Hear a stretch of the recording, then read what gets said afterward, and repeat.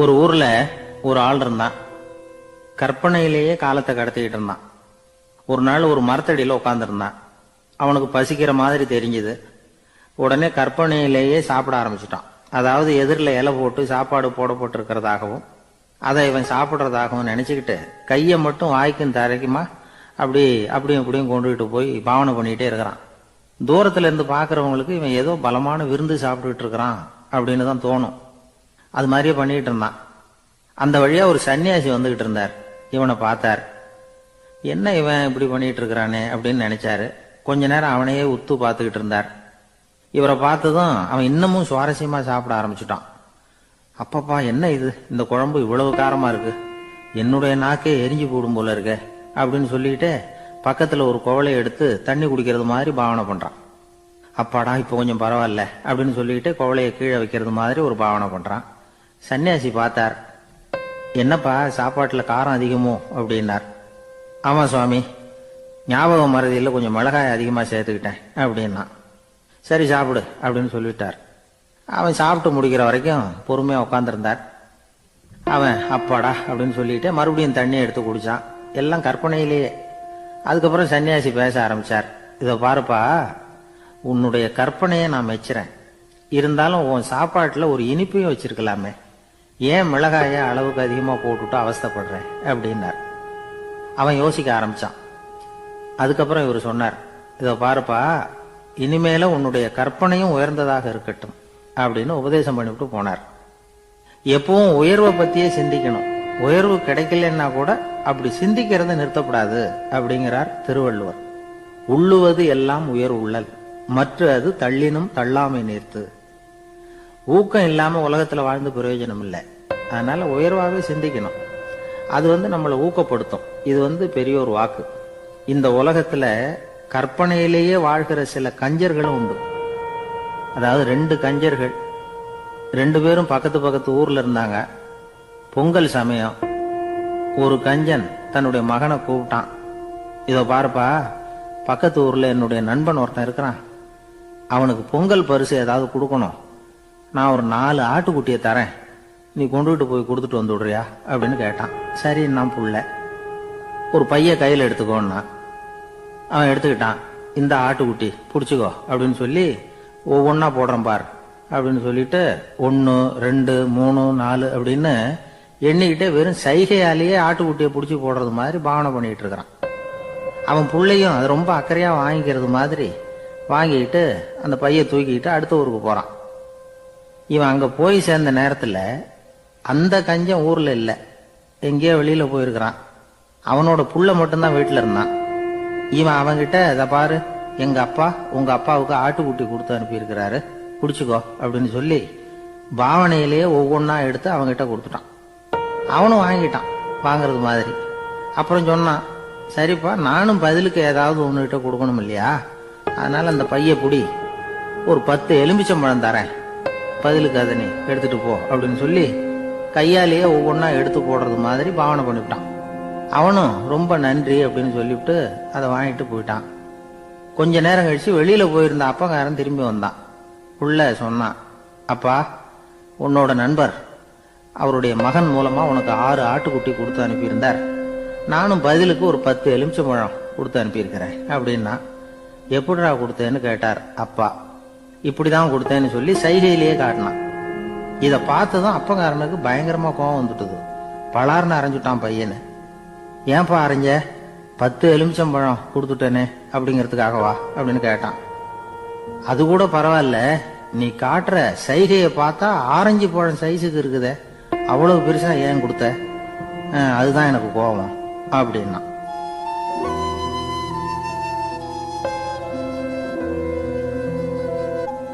ஒரு ஊர்ல ஒரு சித்தர் இருந்தார். சூஃபி சித்தர். அவர் ஞானம் பெற்ற ஒரு சித்தர். ஒரு நாள் அந்த நாட்டு மன்னன் அவரை பார்க்கறதுக்காக வந்தான். என்ன வேணும் உனக்குன்னு கேட்டார். நான் கடவுளை பார்க்கணும், அதுக்கு நீங்க தான் உதவி பண்ணணும் அப்படின்னா அவன். சித்தர் கொஞ்சம் யோசனை பண்ணார். சரி, போயிட்டு நாளைக்கு வாங்கினார். அதே மாதிரி மன்னன் போயிட்டு அடுத்த நாள் வந்தான். இங்க நீ என்னோட 1 வாரம் தங்கியிருக்க வேண்டியிருக்கும்னார். சரின்னா ஒரு பிச்சை பாத்திரத்தை தூக்கி கையில கொடுத்தார். அவனுக்கு ஒன்றும் புரியல. இருந்தாலும் வாங்கிட்டான். வாங்கிட்டு இதை என்ன செய்யணும் அப்படின்னு கேட்டான். இதை ஒன்றும் செய்ய வேணாம், இதை எடுத்துக்கிட்டு பக்கத்தில் உள்ள கிராமங்களுக்கு போ, வீடு வீடா பிச்சை எடுத்துக்கிட்டு வா. அப்படி வந்த பிறகுதான் உனக்கு சாப்பாடும் ஓய்வும் கிடைக்கும். ஒரு வாரம் அப்படி செய், அதுக்கப்புறம் 8வது நாள் நாம கடவுளை பத்தி யோசிக்கலாம் அப்படின்னார்.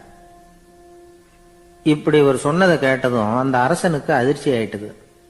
ஒரு மாதிரி ஆயிட்டான். தன்னுடைய சொந்த நாட்டுல சொந்த குடிமக்கள் கிட்ட போய் பிச்சை எடுக்கிறதா அப்படின்னு யோசனை பண்ணி பார்த்தான். அதுக்கப்புறம் மெதுவா அவன் அந்த சித்தரை பார்த்தான். ஐயா, சொந்த நாட்டிலேயே பிச்சை எடுக்கிறதுன்னா எனக்கு ஒரு மாதிரியா இருக்கு, வெக்கமா இருக்கு.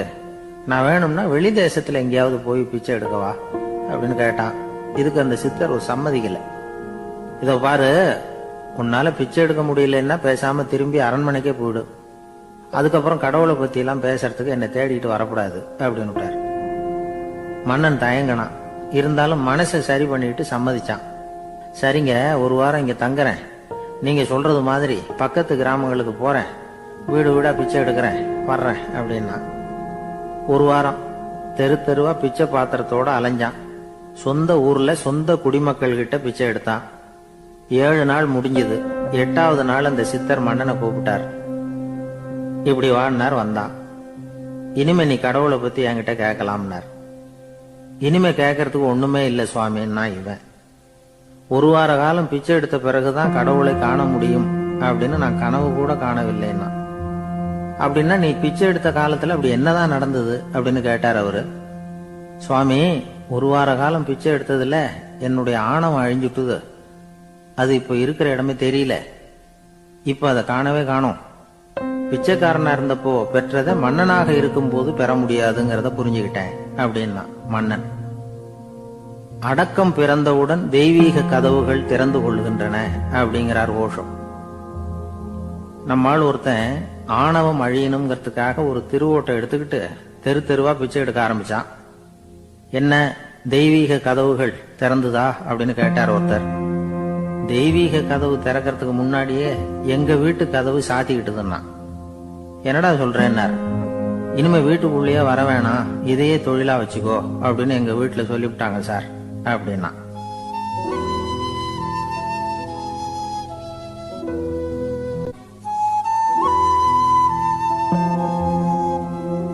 ஒரு பள்ளிக்கூடம் வகுப்பு நடந்துகிட்டு இருக்கு. ஆசிரியர் பாடம் நடத்திக்கிட்டு இருக்கிறார். நடத்தி முடிச்ச உடனே கேட்டார், மாணவர்களே, இதுவரைக்கும் நான் நடத்தின பாடத்துல உங்களுக்கு ஏதாவது சந்தேகம் இருக்கா அப்படின்னு கேட்டார். அப்புறம் ஒவ்வொருத்தரா கேட்டார். ஒரு மாணவன் எழுந்திருச்சான்.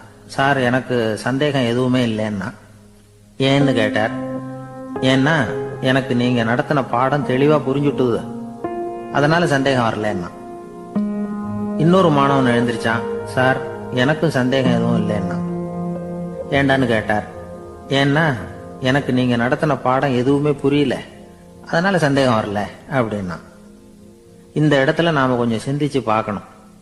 இந்த உலகத்துல எல்லாம் புரிஞ்ச ஒருத்தனுக்கும் சந்தேகம் வராது, எதுவுமே புரியாத ஒருத்தனுக்கும் சந்தேகம் வராது.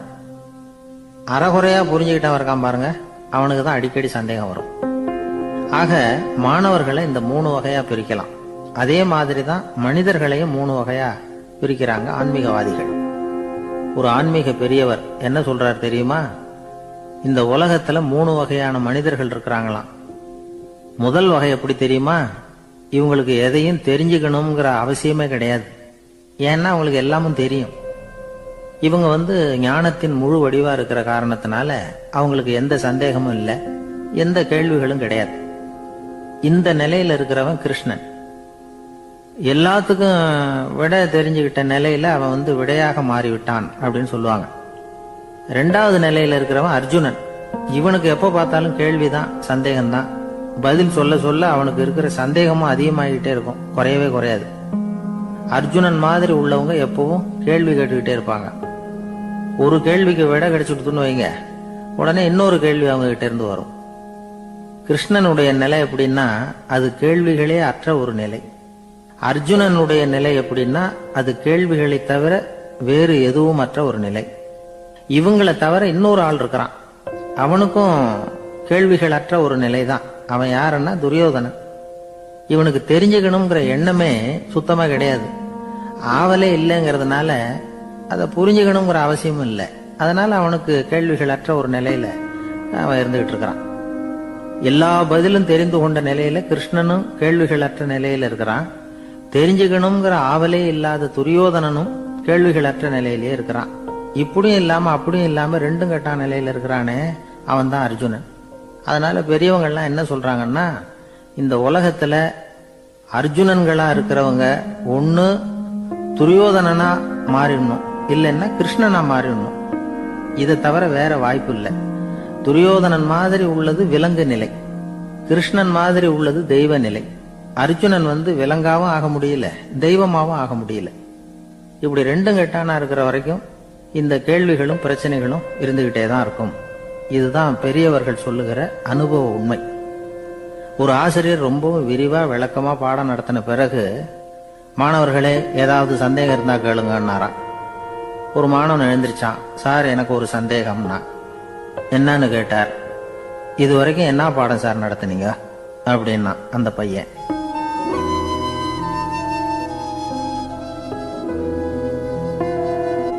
ஒரு ஊர்ல ஒரு மன்னர் இருந்தார். ஒரு நாள் அவருடைய அரசவைக்கு ஒரு ஓவியன் வந்தான். அவன் சீனா தேசத்திலிருந்து வந்தவன், தாவோ சிந்தனையாளன். அவன் அங்க மன்னர் முன்னாடி நிக்கிறான். யாரும் செய்ய முடியாத ஒரு காரியத்தை என்னால செய்ய முடியும்னா. இவன் இப்படி சொன்னதை கேட்டதும் ஏற்கனவே அங்க இருந்த அரசவை ஓவியன் ஒருத்தனுக்கு கோபம் வந்துட்டுது. இதோ பாரு, இப்படி எல்லாம் பேசக்கூடாது, நான் வேணும்னா உன்னுடைய சவாலை ஏத்துக்கிறேன் அப்படின்னா. நாம 2 பேரும் ஓவியம் தீட்டுவோம், அதை பார்த்துட்டு நம்ம 2 பேர்ல யாரு சிறந்த ஓவியன் அப்படிங்கறத மன்னரே தீர்மானம் செய்யட்டும், என்ன சொல்ற அப்படின்னு கேட்டான் அவன். அவனும் சரின்னு ஒத்துக்கிட்டான். போட்டி ஆரம்பமாச்சு. அரசர் அவங்களுக்கு 2 சுவர்களை ஒதுக்கி கொடுத்தார். 6 மாச காலம் அவகாசம் கொடுத்தார். 2 ஓவியர்களும் அவங்கவங்க வேலையை ஆரம்பிச்சாங்க. இரவு பகலா வேலை செய்ய ஆரம்பிச்சுட்டாங்க. 6 மாசம் முடிஞ்சது. அரசர் பார்த்தார். முதல்ல தன்னுடைய அரசவை ஓவியர் தீட்டி இருந்த ஓவியத்தை பார்த்தார். ரொம்ப பிரமாதமா இருந்தது, பாராட்டினார். இதோ பாரு, உன்னுடைய ஓவியம் அற்புதமா இருக்கு, உயிரோட்டம் உள்ளதா இருக்குது, கலையின் உச்சமே இதுதான், இதை விட சிறந்த ஒரு ஓவியத்தை வேற யாராலையும் படைக்க முடியாது அப்படின்னார். அதுக்கப்புறம் அந்த சீன ஓவியன் கிட்ட போனார். எங்க உன்னுடைய ஓவியம்னு கேட்டார். திரைச்சீலைய விலக்கி விட்டு பாருங்கன்னா. மன்னர் அந்த திரைச்சீலைய விளக்குனார். உள்ள ஓவியம் இருக்க வேண்டிய இடம் கண்ணாடி மாதிரி தெரிஞ்சது. அவன் அந்த 6 மாச காலமா அந்த சுவரை தேய்ச்சி தேய்ச்சி கண்ணாடி மாதிரி ஆக்கி வச்சிருக்கிறான். அதுக்கு நேரா எதிர் சுவர்ல அரசவை ஓவியன் தீட்டின ஓவியம் இருக்கு. அது எதிரில் இருந்த இந்த கண்ணாடியில பட்டு பிரதிபலிக்குது. மன்னர் யோசனை பண்ண ஆரம்பிச்சார். அப்புறம் அந்த சீன ஓவியனை பார்த்து கேட்டார். இதோ பாரு, நீ என்னுடைய ஆளை தோற்கடிச்சுட்ட அப்படிங்கறதுல சந்தேகம் இல்லை, ஆனாலும் எங்களை ஏமாத்தி இருக்கிற, எந்த ஓவியமும் நீ வரையிலையே அப்படின்னார். அரசே, இதுதான் உண்மையான ஓவியம், உயிருள்ள ஓவியம். இது மனோபாவங்களை பிரதிபலிக்கும், மாறுகின்ற காலங்களை அப்படியே காட்டும் அப்படின்னா அந்த சீன ஓவியன். கையால வரைகிற ஓவியங்கள்ல சலனம் இல்லை, கண்ணாடி அப்படி கிடையாது, சக்தியின் ஓட்டம் அதுல எப்பவும் இருந்துகிட்டே இருக்கும். கண்ணாடி மட்டுமே ஜீவன் உள்ள ஓவியமா இருக்க முடியுங்கிறத அந்த சீன ஓவியன் தெரிஞ்சு வச்சிருந்தான். ஏன்னா அவன் ஒரு தாவோ சிந்தனையாளன். ஒவ்வொரு குழந்தையும் இந்த கண்ணாடியோட தான் பிறக்குது. ஆனா நாம என்ன செய்யறோம்னா, ஓவியங்களை கண்ணாடி மீது பதிப்பிச்சு விடுறோம். கண்ணாடி நம்மளை பிரதிபலிக்குது. நம்முடைய அழகோ அவலட்சணமோ கண்ணாடியை பாதிக்கிறது இல்லை. ஏன்னா அதுக்கு மனம் கிடையாது. கடந்து போன வினாடியை பத்தி அது சிந்திக்கிறது இல்லை. அடுத்த கணத்தை பத்தின எதிர்பார்ப்பும் அதுகிட்ட கிடையாது. அதுதான் பற்றற்ற நிலை. மனிதனுக்கு தேவைப்படுறது அதுதான். கண்ணாடி கிட்ட இருந்து நாம கற்றுக்கொள்ள வேண்டிய பாடம் இது. வாழ்க்கையில மனிதர்களை நேசிக்கலாம், உலகின் அழகையெல்லாம் பிரதிபலிக்கலாம், ஆனா எதையும் பற்றி கொண்டு விடக்கூடாது அப்படிங்கிறது பெரியவர்கள் அறிவுரை. துயரம்ங்கிறது பற்றுக்களின் சாயை. கண்ணாடி முன்னாடி நிக்கிறப்போவெல்லாம் நமக்கு இந்த ஞாபகம் வரணுமா. ஒரு குடும்ப தலைவர் ஒரு நாள் காலையில விடிஞ்சு எழுந்திரிச்சதும் சத்தம் போட்டார். யார் இந்த கருங்குரங்கு படத்தை என் ரூம்ல கொண்டாந்து மாட்டி வச்சது அப்படின்னு கத்தினார். சமையல் கட்டில இருந்து மனைவி பதில் சொன்னாங்க. தூக்க கலக்கத்துல உளராதீங்க, நல்லா பாருங்க, அது படம் கிடையாது, முகம் பார்க்கிற கண்ணாடி அப்படின்னாங்க.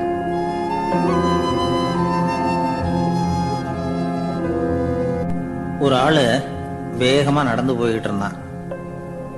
அவன் வேகமா நடக்கிறதுக்கு காரணம் வெயில் காலம், காலில் செருப்பு இல்லை, மணல் பாதை, அதுதான் வேகம். காலில் செருப்பும் இல்லாம கையில குடையும் இல்லாம அந்த ஆளு வெயில்ல நடந்து போய்கிட்டு இருக்கிறான். அந்த சமயத்துல இன்னொருத்தன் குதிரை மேல ஏறி அந்த வழியா வந்துகிட்டு இருக்கிறான். அவன் காலில் செருப்பும் இருந்தது, கையில குடையும் இருந்தது. நடந்து போய்கிட்டு இருந்தவன் அந்த குதிரை ஆசாமியை பார்த்து கேட்டான், ஐயா, நீங்களும் குதிரை மேல உட்காந்துக்கிட்டு போய்கிட்டு இருக்கிறீங்க, அப்படி இருக்கிறப்போ உங்களுக்கு அந்த செருப்பு என்னத்துக்கு? அதை எனக்கு கொடுத்து உதவலாமே அப்படின்னா. குதிரை மேல உட்காந்துருந்தவன் யோசனை பண்ணி பார்த்தான். இவன் சொல்றது நியாயம்தானே அப்படின்னு சொல்லி தன்னுடைய செருப்பை கழட்டி அந்த வழிபோக்கனுக்கு கொடுத்துட்டான். ரொம்ப நல்லதுங்க அப்படின்னு சொல்லி இவன் அதை வாங்கி காலில் மாட்டிக்கிட்டான். அதுக்கப்புறம் மறுபடியும் இவன் ஆரம்பிச்சான், ஐயா, நீங்க குதிரையில போறதுனால போக வேண்டிய இடத்துக்கு வேகமா போய் சேர்ந்துருவீங்க, அதனால உங்க கையில அந்த குடை என்னத்துக்கு? நான் நடந்து போயிட்டு இருக்கிறவன் ரொம்ப நேரம் நடக்க வேண்டியிருக்கும் இந்த வெயில்ல, அதனால அந்த கொடையையும் எனக்கு கொடுங்களேன் அப்படின்னா. குதிரை வீரன் யோசனை பண்ணி பார்த்தான், இதுவும் நியாயம்தானே அப்படின்னு அவனுக்கு தோணுச்சு. உடனே இறக்கப்பட்டு தன் காலில் இருந்த செருப்பை கொடுத்தது மாதிரியே தன் கையில் இருந்த கொடையையும் இவங்கிட்ட கொடுத்துட்டான். அதுக்கப்புறம் அவன் நிம்மதியா புறப்பட்டான். இப்ப மறுபடியும் கை தட்டி அவனை நிறுத்தினான். கீழே நின்றுட்டு இருந்தவன், என்னப்பா, ஏன் என்ன நிறுத்தின? இன்னும் ஏதாவது வேணுமா உனக்கு அப்படின்னா குதிரையில இருந்தவன். இவன் மெதுவா வாயை திறந்து, அந்த குதிரையையும் என்கிட்ட கொடுத்துருங்களேன்னா. அந்த குதிரை வீரன் இப்போ ஒரு கணம் யோசனை பண்ணி பார்த்தான். உடனே என்ன பண்ணான் தெரியுமா? தன்கிட்ட இருந்த குதிரை சவுக்கை எடுத்தான். குதிரை சவுக்கால அந்த ஆளை வாங்குவாங்கன்னு வீசி தள்ளிவிட்டான்.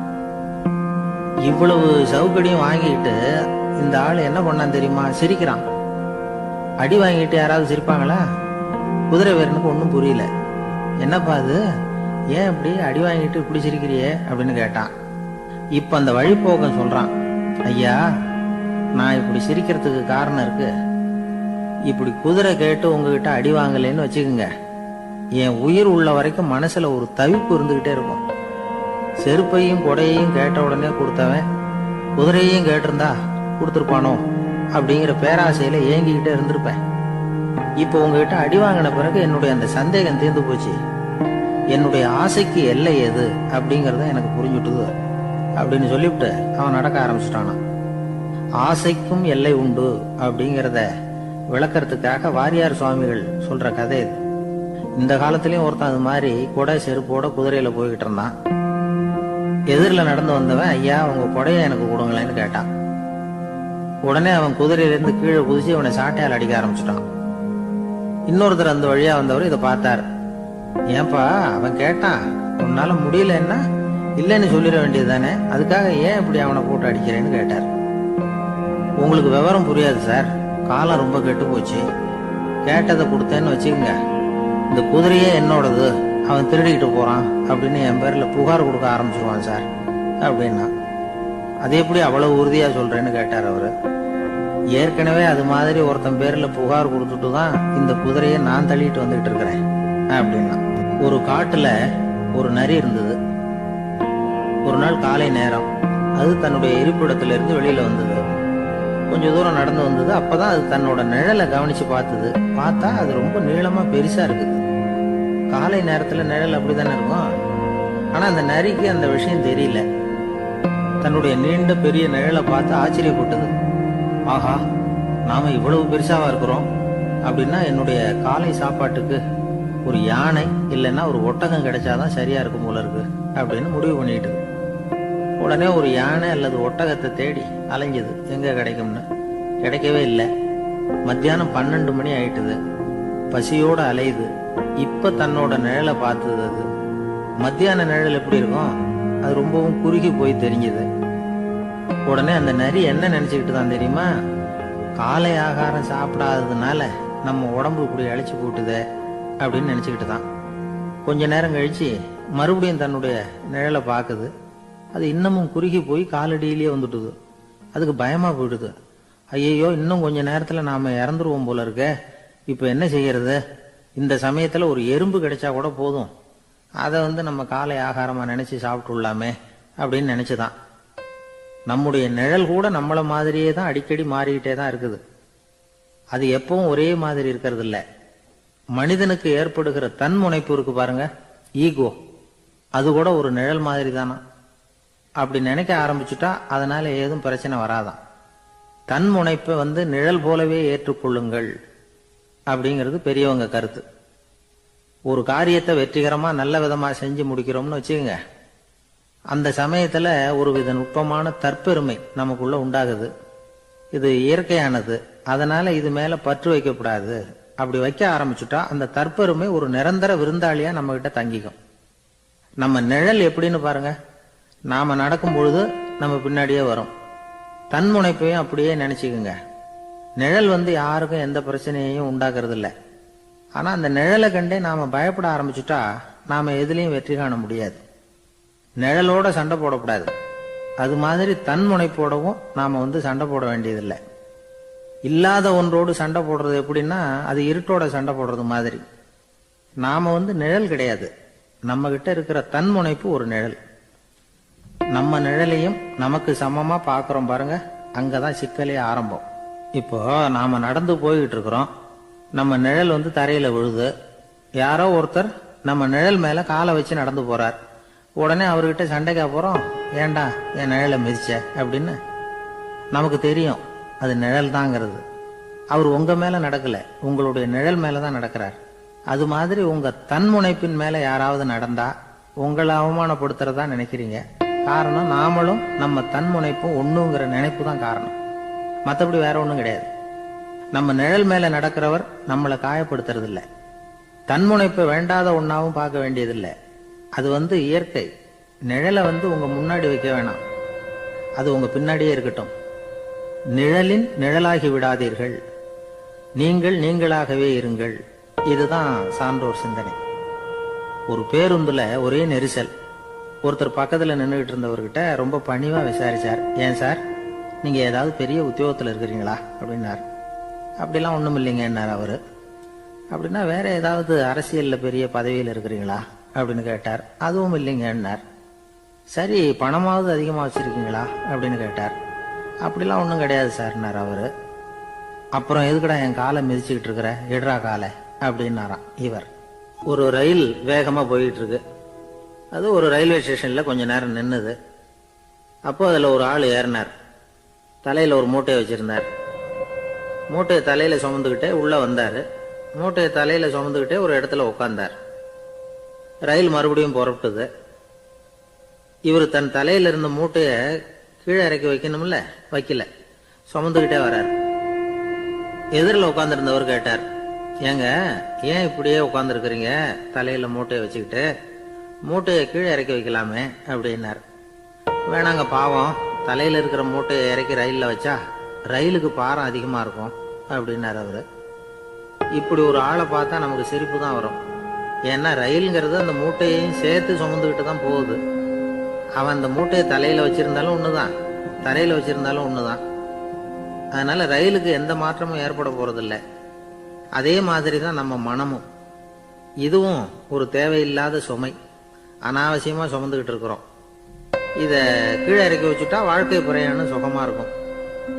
ரயில் பிரயாணம் பண்ற அந்த ஆள் மூட்டையை சுமக்கிறான், வாழ்க்கை பிரயாணம் பண்ற நாம மனசை சுமக்கிறோம்.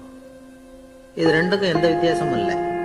மனசை கீழே இறக்கி வச்சுட்டா பாரம் இல்லாமல் வாழலாம், பறவைகள் மாதிரி பறக்கலாம், குழந்தைகள் மாதிரி கள்ளங்கபடம் இல்லாம வாழலாம். இந்த வெளி உலகத்துல நாம நிலை பெற்று இருக்கணும், வேரூன்றி இருக்கணும். அதே சமயம் நம்முடைய உள் வெளியில ஆன்மீக வாழ்க்கையில பாரம் இல்லாம இருக்கணும். அப்போ பறக்கணும், நதியை போல ஓடணும், மிதக்கணும். பயணம் சுகமா இருக்கும், களைப்பு தெரியாது, கவலை தெரியாது. ஒரு சீடன் போதி தர்மரை நாடி வந்தான். குருவே, நீங்கள் என்ன வெறுமையாக இருக்க சொன்னீங்க, நான் இப்ப மறுபடியும் வெறுமையானவன் ஆகிட்டேன், அதனால இப்ப என்ன செய்ய சொல்றீங்க என்ன அப்படின்னு சொல்லி நின்னான். உடனே அந்த குரு பக்கத்துல இருந்த ஒரு குச்சியை எடுத்து அவன் தலையில அடிச்சு, போய் அந்த வெற்றுத்தன்மையையும் வீசி எறிந்து விட்டு வா அப்படின்னார். நான் இப்போ காலியா இருக்கிறேன்னு ஒருத்தன் சொல்றான்னு வச்சுங்க, அது உண்மை இல்லை. ஏன்னா இன்னமும் அதுல நான்கிற எண்ணம் இருக்குது. எந்த சிந்தனையும் இல்லாம இருக்கிறது கடினம்தான். ஆனாலும் மனிதன் அதுல உள்ள நுட்பத்தை புரிஞ்சுக்கிட்டான்னா இவ்வளவு தூரம் தூக்கி சுமந்துக்கிட்டு வந்த அந்த மனதின் முட்டாள்தனத்தை அவனே பார்த்துட்டு சிரிப்பான். இதுதான் பெரியவங்க சொல்லியிருக்கிற ஆலோசனை. நம்மால் ஒருத்தன் தலையில ஒரு பெரிய மூங்கில் கூடையோட ரயில்ல உட்கார்ந்தான். கூடை தலையில இருந்தது, கீழே இறக்கி வைக்கல.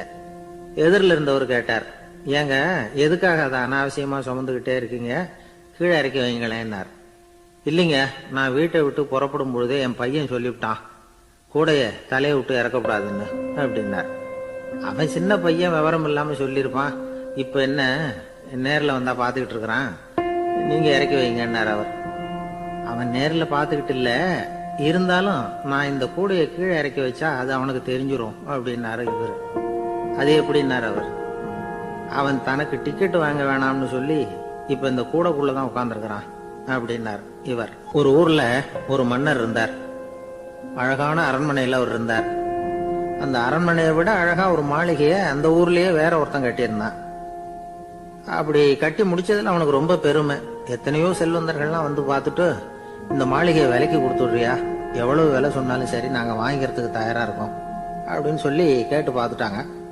நான் இதை விற்கிறதுக்கு தயாரா இல்ல அப்படின்னு சொல்லிவிட்டான். அவ்வளவு சிறப்பா கலை அம்சத்தோடு அதை கட்டி முடிச்சிருக்கிறான். அதுவே ஒரு பெரிய அரண்மனை மாதிரி இருந்ததுன்னா பாத்துங்களேன். சுற்றிலும் அழகான பூந்தோட்டம். ஒரு நாள் அவன் எங்கேயோ வெளியூர் போயிட்டு திரும்பி வந்துகிட்டு இருக்கிறான். அப்போ அந்த மாளிகை தீப்பெட்டி எரிஞ்சுக்கிட்டு இருக்கு. பதறி போட்டான். விலைக்கு கேட்டவங்க யாராவது இதை செஞ்சிருக்கணும், இல்லைன்னா மன்னரே செய்த சதியோ என்னவோ, இப்படிலாம் அவனுக்கு சந்தேகம். ஒரு மூலையில உட்காந்து அழ ஆரம்பிச்சுட்டான். அந்த சமயத்துல அவனுடைய மகன் அங்க ஓடி வந்தான்.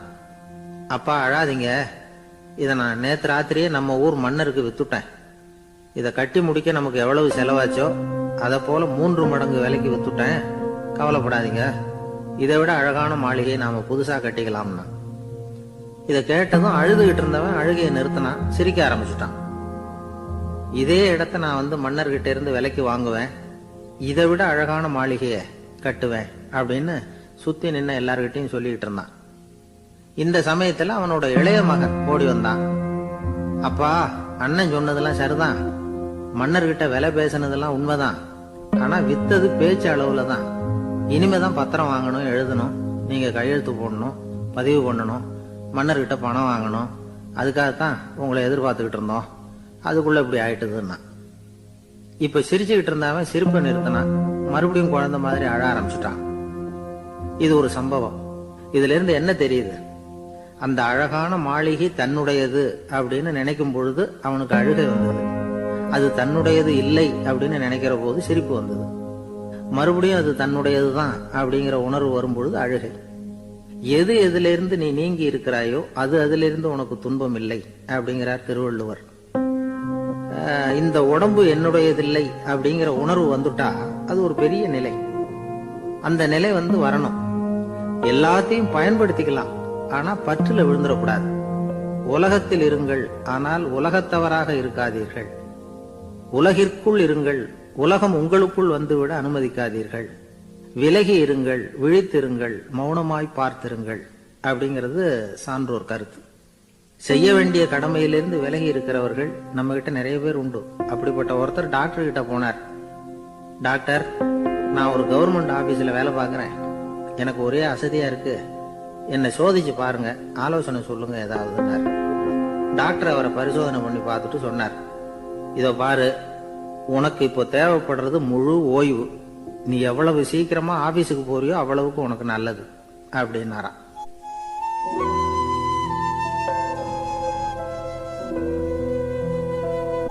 எனக்கு தெரிஞ்ச ஒருத்தர் இருக்கார். அவரு ஒரு பெரிய காவல்துறை அதிகாரி, ரொம்ப கண்டிப்பானவர். அவரை கண்டாவே எல்லாரும் பயப்படுவாங்க. அப்படிப்பட்டவர் வீட்டுக்கு போனா அப்படியே அடியோட மாறிடுவார். அங்க போய் பாத்தீங்கன்னா குழந்தைகளோட குழந்தையா அவர் விளையாடிக்கிட்டு இருப்பார். அலுவலக சமயத்துல பாத்தீங்கன்னா குதிரை முதுகுல அவர் உட்கார்ந்துருப்பார். வீட்டுல பாத்தீங்கன்னா அவரு முதுகுல குழந்தை உட்கார்ந்துருக்கும். அவரு குதிரை மாதிரி போயிட்டு இருப்பார். இது எப்படிங்க முடியுது உங்களால அப்படின்னு கேட்டாங்க. அது ஒண்ணுமில்ல, இங்க வீட்டுக்கு வந்த உடனே என்னோட மனசை தனியா எடுத்து வச்சிருவேன் அப்படின்னார். அது என்னங்க உங்க சட்ட பயிலியா இருக்குது மனசு, அது தனியா எடுத்து வைக்கிறதுக்கு அப்படின்னு கேட்டாங்க. அப்படி இல்லைங்க, இது ஒரு பயிற்சி, மனப்பயிற்சி, அவ்வளவுதான் அப்படின்னார். இப்படி சமயம் பார்த்து மனசை தனியா வச்சுட தெரிஞ்சவங்க வாழ்க்கையில எப்பவும் உற்சாகமா இருப்பாங்க அப்படிங்கிறது பெரியவங்க கருத்து. ஒரு டாக்டர் ஆஸ்பத்திரியில் இருக்கிற வரைக்கும் டாக்டரா இருக்கலாம், அவர் மனைவிட்டையும் அவர் டாக்டரா இருக்க வேண்டிய அவசியம் இல்லை. ஒரு வக்கீல் கோர்ட்ல இருக்கிற வரைக்கும் வக்கீலா இருக்கலாம், வீட்டுக்கு வந்ததுக்கு அப்புறமும் வக்கீலா இருக்க வேண்டிய அவசியம் கிடையாது. வீட்டுல குழந்தைகள் கிட்ட விளையாடும் பொழுதும் அதுகள் கிட்ட ஃபீஸ் கேட்டுட்டு இருக்க கூடாது. நாம எப்படி இருக்கணும்னு பெரியவங்க சொல்றாங்கன்னா, மனசோட சேரக்கூடாதான். அப்படி சேராம வாழ்க்கையை கவனிக்கணுமா.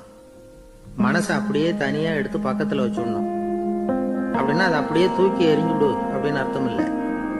ஏன்னா மனசுங்கிறது நமக்கு உபயோகப்படக்கூடிய ஒண்ணுதான். எப்ப அது தேவையோ அப்பப்போ எடுத்து உபயோகப்படுத்திக்கணும். தேவைப்படுறப்போ எடுத்து கண்ணாடியை மாட்டிக்கிறோம்ல, படிக்கும் பொழுது கண்ணாடி தேவைப்படுது, எடுத்து மாட்டிக்கிறோம் இல்லையா, அது மாதிரி கணக்கு போடுறதுக்கு மனசு தேவை. கடைக்கு போய் ஒரு பொருள் வாங்குறோம், காசு கொடுக்குறோம், மீதி சில்லறை சரியா இருக்கா அப்படின்னு எண்ணி பார்த்து வாங்க வேண்டியிருக்கு.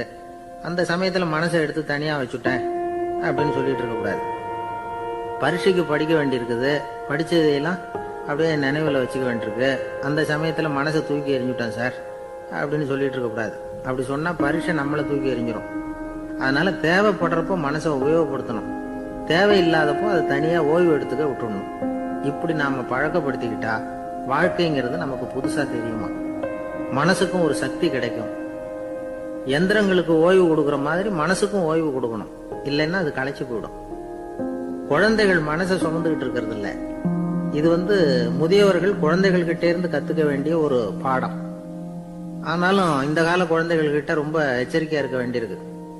ஒரு தாத்தாவும் பேரனும் விளையாடிக்கிட்டு இருக்கிறாங்க. தாத்தா, எனக்கு சைக்கிள் ஓட்ட கத்து கொடு அப்படிங்கிறான் பேரன். சைக்கிள் உயரம் கூட இல்ல, அதுக்குள்ள சைக்கிள் ஓட்டணுமா அப்படின்னாரு தாத்தா. ஏன் தாத்தா, ரயில் ஓட்டுறாரே, அவர் என்ன ரயில் நீளமா இருக்கார் அப்படின்னு கேட்டானா அந்த பையன்.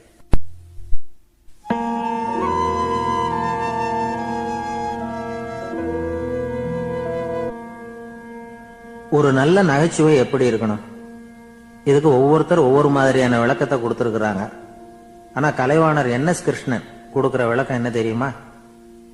நகைச்சுவைங்கிறது அடுத்தவங்களுக்கு துன்பம் கொடுக்காம இருக்கணும், அடுத்தவங்க மனசை புண்படுத்தக்கூடாது, அதுதான் சிறந்த நகைச்சுவை அப்படிங்கிறார்.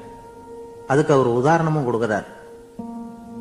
ஒரு ஏரி ஓரமா 2 பசங்க நடந்து போயிட்டு இருக்கிறாங்க.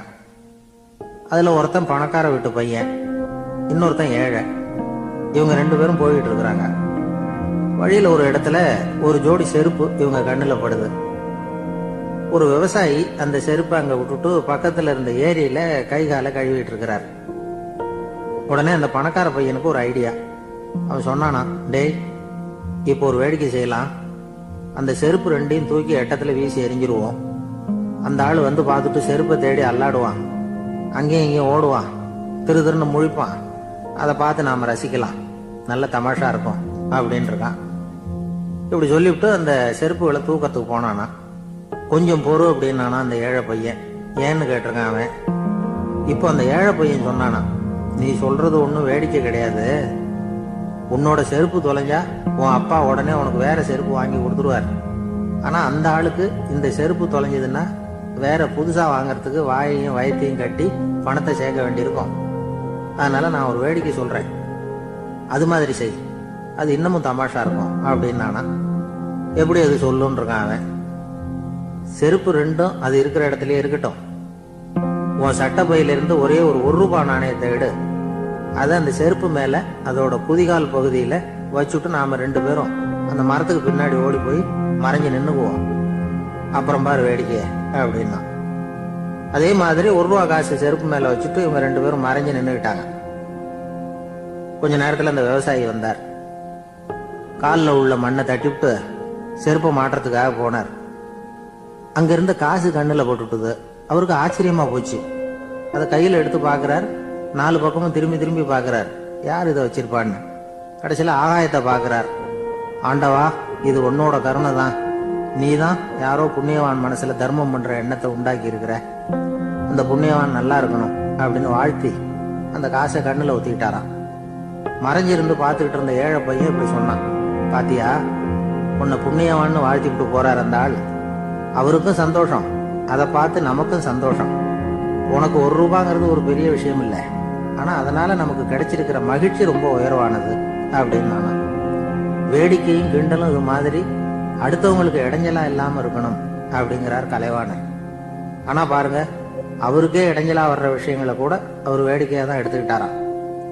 ஒரு தடவை ஒருத்தர் கலைவாணர்கிட்ட வந்து, ஐயா என் குழந்தை செத்து போச்சு அப்படின்னு சொல்லி அழுதாராம். உடனே இவர் அவருக்கு 100 ரூபா பணத்தை கொடுத்து, இந்தாங்க அடக்கம் செய்யுங்க அப்படின்னு சொல்லி அனுப்பி வச்சாராம். 1 வருஷம் கழிச்சு மறுபடியும் அதே ஆள் வந்திருக்கார். இவர் மறந்துருப்பாருங்கிற நினைப்புல, அண்ணே என் குழந்தை இறந்து போச்சுண்ணே அப்படின்னாராம். இவர் மறுபடியும் 100 ரூபாய் கொடுத்து ஆறுதல் சொல்லி அனுப்பி வச்சாராம். 7-8 மாசம் கழிச்சு மறுபடியும் அதே ஆள் வந்திருக்கார். அவர் வாயை திறக்கிறதுக்கு முன்னாடியே இவர் 100 ரூபாய் அவர் கையில வச்சு, போன 2 தடவை தான் குழந்தை செத்து போச்சு, இந்த தடவையாவது அதை சாகாம காப்பாத்தி விடு அப்படின்னு சொல்லி அனுப்பி வச்சாராம். அதுக்கப்புறம் அந்த ஆள் வர்றதே இல்லையா.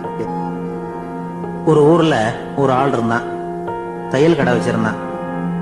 அவன்கிட்ட ஒருத்தன் ஒரு சட்டை துணி எடுத்து கொடுத்து தைக்க சொல்லியிருந்தான். வர்ற சனிக்கிழமை வா, வந்து வாங்கிட்டு போ அப்படின்னு அவன் சொல்லியிருந்தான். அதே மாதிரி அவன் வந்தான். அவன் தச்சு வச்சிருந்த சட்டையை கொடுத்தான். இவன் வாங்கி அங்கேயே போட்டு பார்த்தான். கை நீளம் ஒண்ணுக்கு ஒண்ணு வித்தியாசமா இருந்தது. வலது கை இடது பக்கத்தை விட நீளம் குறைச்சலா இருந்தது. இவன் முணுமுணுக்க ஆரம்பிச்சிட்டான், என்ன இது இப்படி தச்சு விட்டிய அப்படின்னு. இதுக்கு அவன் சொன்னான், ஐயா இதுக்காகவா சங்கடப்படுறீங்க, வலது கையை மட்டும் கொஞ்சம் உள்ள இழுத்தாப்புல வச்சுக்கிட்டீங்கன்னா சரியா போடும். மற்றபடி அந்த சட்டையில உள்ள கலை அம்சத்தை கவனிங்க, எவ்வளவு அற்புதமா தைச்சிருக்கேன் பாருங்க. ஒரு சின்ன குறைய பொருட்படுத்தாதீங்க. நான் சொன்னது மாதிரி கையை கொஞ்சம் உள்ள இழுத்து வச்சுக்கிட்டு நீங்க பாட்டுக்கு நடந்து போங்க, ஜோரா இருக்கும் அப்படின்னா. அவனும் யோசனை பண்ணி பார்த்தான். சரியான யோசனையா தான் தோணுச்சு. கொஞ்சம் முயற்சி பண்ணி வலது கையை உள்ள இழுத்து சட்டை சரியா இருக்கிறது மாதிரி பண்ணிட்டான். இப்போ மறுபடியும் ஒரு பிரச்சனை. வலது கையை உள்ள இழுத்த மாதிரி வச்சுக்கிட்டதும் முதுகு பக்கம் கொஞ்சம் துணி தளர்ந்து தொங்குறது மாதிரி ஆயிட்டுது. என்ன இது முதுகு பக்கம் துணி குவிஞ்சுட்டுதே, அப்படியே தொங்குறது மாதிரி இருக்க அப்படின்னு அவன் மறுபடியும் ஆரம்பிச்சான்.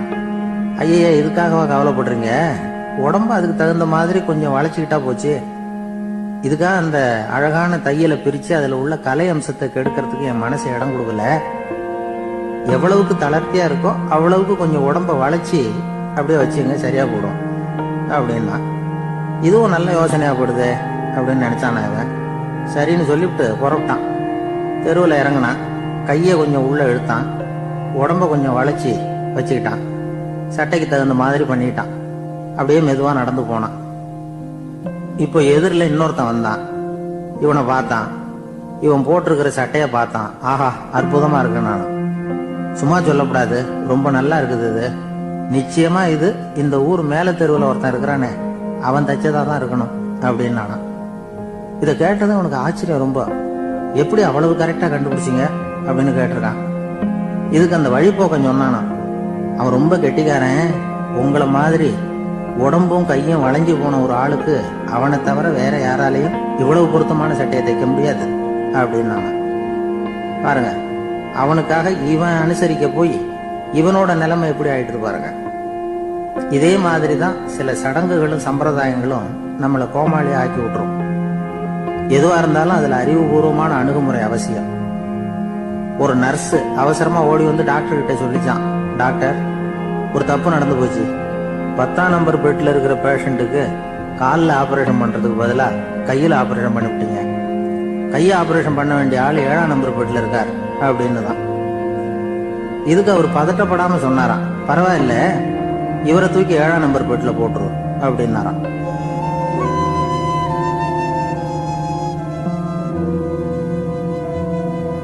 ஒரு ஆள் இருந்தார்.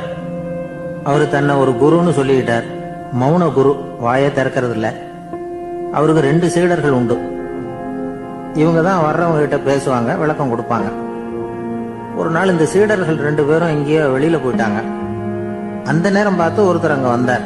குரு கிட்ட போனார். குருவே, புத்தர்னா என்ன அப்படின்னு கேட்டார். குருவுக்கு ஒன்னும் புரியல. அவர் உண்மையான குருவா இருந்தாவில புரியும். திருன்னு முழிக்க ஆரம்பிச்சார். இந்த நேரம் பார்த்து இந்த சீடர்களும் எங்கேயோ போயிட்டாங்களே, என்ன பண்றது, உதவிக்கு யாராவது கிடைக்க மாட்டாங்களா அப்படின்னு அப்படியே சுற்றுமுற்றும் பார்த்தார். வந்தவர் இதை கவனிச்சார். ஏதோ புரிஞ்சுக்கிட்டவர் மாதிரி அடுத்த கேள்வியை கேட்டார். தர்மம்னா என்ன சுவாமி அப்படின்னார். குருவுக்கு ரொம்ப சங்கடமா போச்சு. நம்ம நிலைமை இப்படி ஆயிட்டுதே, இக்கட்டில் விட்டுட்டு போயிட்டாங்களே, எங்கேயோ இப்படி மாட்டிக்கிட்டோமே அப்படின்னு சொல்லி விட்டத்தை பார்த்தாராம். அப்புறம் குனிஞ்சு தரைய பார்த்தார். அப்படியே உட்காந்துட்டார். வந்தவர் உடனே அடுத்த கேள்விக்கு போயிட்டாராம். தியானம்னா என்ன சுவாமின்னாராம். பாவம் என்ன பண்ணுவார் அந்த குரு, பேசாம கண்ணை கெட்டியா மூடிக்கிட்டார். இது ஏதடா வம்பா போச்சுன்னு. இவர் இப்படி பண்ணா கூட வந்தவர் சளைக்கல. இன்னொரு கேள்வியும் கேட்டார். ஆசீர்வாதம்னா என்னன்னாராம். இவர் பார்த்தார், இப்படியே போனா இவர் கேள்வி கேட்கறத நிறுத்த மாட்டார்னு நினைச்சுக்கிட்டு எனக்கு ஒண்ணுமே தெரியாதுங்கிற பாவனையில 2 கையையும் விரிச்சு காட்டினாராம். வந்தவர் முகத்துல மகிழ்ச்சி, மன நிறைவு, ஏதோ எல்லாம் புரிஞ்சுக்கிட்ட ஒரு மாதிரி அங்கிருந்து புறப்பட்டு போனார். வழியில அந்த குருவோட சீடர்கள் 2 பேரையும் சந்திச்சார். உங்க குருவை நாங்க பார்த்துட்டு வரோம் அப்படின்னாராம். இவரு என்ன நடந்ததுன்னு கேட்டிருக்காங்க அவங்க. இவர் விவரமா சொன்னாராம். உங்க குரு எப்பேற்பட்ட ஞானி தெரியுமா? புத்தர்னா என்னன்னு கேட்டேன். அதுக்கு அவர் அப்படியும் இப்படியும் பார்த்தார். அதுக்கு என்ன அர்த்தம் தெரியுமா? மக்கள் புத்தரை அங்கேயும் இங்கேயும் தேடுறாங்க, உண்மையில அவர் அங்கேயும் இங்கேயும் தேடி கண்டுபிடிக்க முடியாது அப்படிங்கறத அவர் செய்கை மூலமா உணர்த்தினார். அதுக்கப்புறம் தர்மம்னா என்னன்னு கேட்டேன். ஒரு மேலையும் கீழையும் பார்த்து தர்மம் சமமானது, அதுல உயர்வு தாழ்வு இல்லை அப்படிங்கறத உணர்த்தினார். அதுக்கப்புறம் தியானம்னா என்னன்னு கேட்டேன். கண்ணை மூடிக்கிட்டார். கண்ணை மூடி காணும் அற்புதம் அதுங்கிறத புரிஞ்சுக்கிட்டேன். கடைசியா ஆசீர்வதிக்கப்படுறது பத்தி கேட்டேன். கைகளை நீட்டி உதவுறது தான் அது அப்படிங்கறத 2 கையையும் விரிச்சு உணர்த்தினார். எவ்வளவு பெரிய மகான் அவரு அப்படின்னு சொல்லிவிட்டு அவர் பாட்டுக்கு போயிட்டார். சீடர்கள் அதுக்கப்புறம் மெதுவா குரு கிட்ட வந்து சேர்ந்தாங்களாம். அவங்கள பார்த்ததும் குருவுக்கு கோபம் வந்துட்டுது. அடே பாவிகளா, எங்கடா போய் தொலைஞ்சிங்க? நான் ஒரு ஆளுகிட்ட மாட்டிக்கிட்டு என்ன பாடுபட்டிருக்கேன் தெரியுமா அப்படின்னாராம். இது மாதிரி தான் நாம சாதாரண மனிதர்களின் புற வேடங்கள்ல மயங்கி போயிடுறோம். அவங்க பேச்சு, செய்கை, பார்வை இதுல எல்லாம் ஏதோ பெரிய தத்துவம் இருக்கிறதாக நினைச்சுக்கிறோம். உண்மையிலேயே அந்த தத்துவங்கள் யாருக்கு சொந்தம்? அவங்களுக்கு இல்ல, நமக்கு தான் சொந்தம். நாம தானே அதை கற்பிச்சுக்கிட்டோம். நம்மை நாம அடையாளம் கண்டுக்கிறது இல்ல, நாம யாருங்கிறது நமக்கு புரியறது இல்ல. அதுதான் இன்னைக்கு நடக்கிறது. அதனாலதான் அடுத்தவங்களை தேடி ஓடிட்டு இருக்கிறோம். சில வீடுகளில் கூட இது மாதிரி சைகைகள் உண்டு. சில குடும்ப தலைவர்கள் தினமும் காலையில கண்ணை கெட்டியா மூடிக்கிட்டு கை 2யும் சுத்தமா விரிச்சு வச்சுட்டு உட்காந்து தியானம் பண்றது வழக்கம். எதுக்காக அப்படி பண்றீங்கன்னு ஒருத்தரை பார்த்து கேட்டேன். இந்த மாசம் வாங்கின சம்பளம் பூரா தீர்ந்து போச்சு, இனிமே என் கையில சுத்தமா ஒண்ணும் இல்லை, புதுசா எதுவும் செலவு வச்சுடாத அப்படிங்கறத அப்படி உள்ளங்கை 2யும் விரிச்சு காட்டி அவங்களுக்கு உணர்த்தினேன், அவ்வளவுதான் அப்படின்னார்.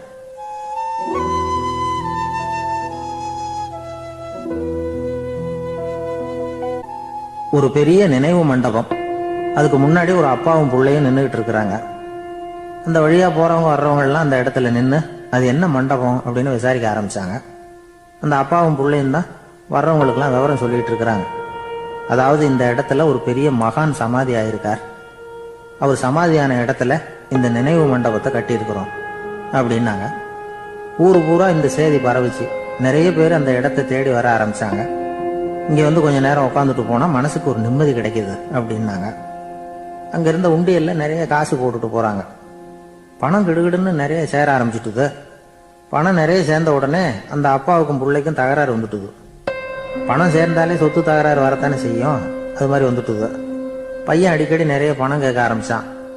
அப்பா பார்த்தார், யோசனை பண்ணார், ஒரு முடிவுக்கு வந்தார். ஒரு நாள் பையனை கூப்பிட்டார். இதை பாருப்பா, நமக்குள்ள தகராறு வேணாம். அப்பாவும் பிள்ளையும் இப்படி சண்டை போட்டுக்கிட்டா பாக்குறவங்க தப்பா நினைப்பாங்க. அதனால நமக்குள்ள சமரசமா இதை தீர்த்துக்குவோம், என்ன சொல்ற அப்படின்னார் அப்பா. சரி நான் பையன். உடனே அந்த அப்பா என்ன பண்ணார் தெரியுமா? மகன் கிட்ட கொஞ்சம் பணத்தை கொடுத்தார். தன்கிட்ட இருந்த ஒரு கழுதையையும் கொடுத்தார். இதை வச்சு நீ பொழைச்சிக்கோ அப்படின்னு சொல்லி அனுப்பி வச்சுட்டார். மகன் அந்த கழுதையை இழுத்துக்கிட்டு அடுத்த ஊருக்கு போனான். வழியிலேயே அந்த கழுதை செத்து போச்சு. உடனே என்ன பண்ணலாம்னு யோசனை பண்ணான். ஒரு ஐடியா வந்தது. அந்த கழுதைய ஒரு சாலை ஓரமா புதைச்சான். கையில் இருந்த பணத்தை வச்சு அந்த இடத்துல ஒரு கல் மண்டபம் கட்டினான். அந்த வழியா 2 பேர் வந்தாங்க. இது என்ன மண்டபம்னு விசாரிச்சாங்க. இந்த இடத்துல ஒரு பெரிய மகான் சமாதி ஆயிருக்கிறார் அப்படின்னா.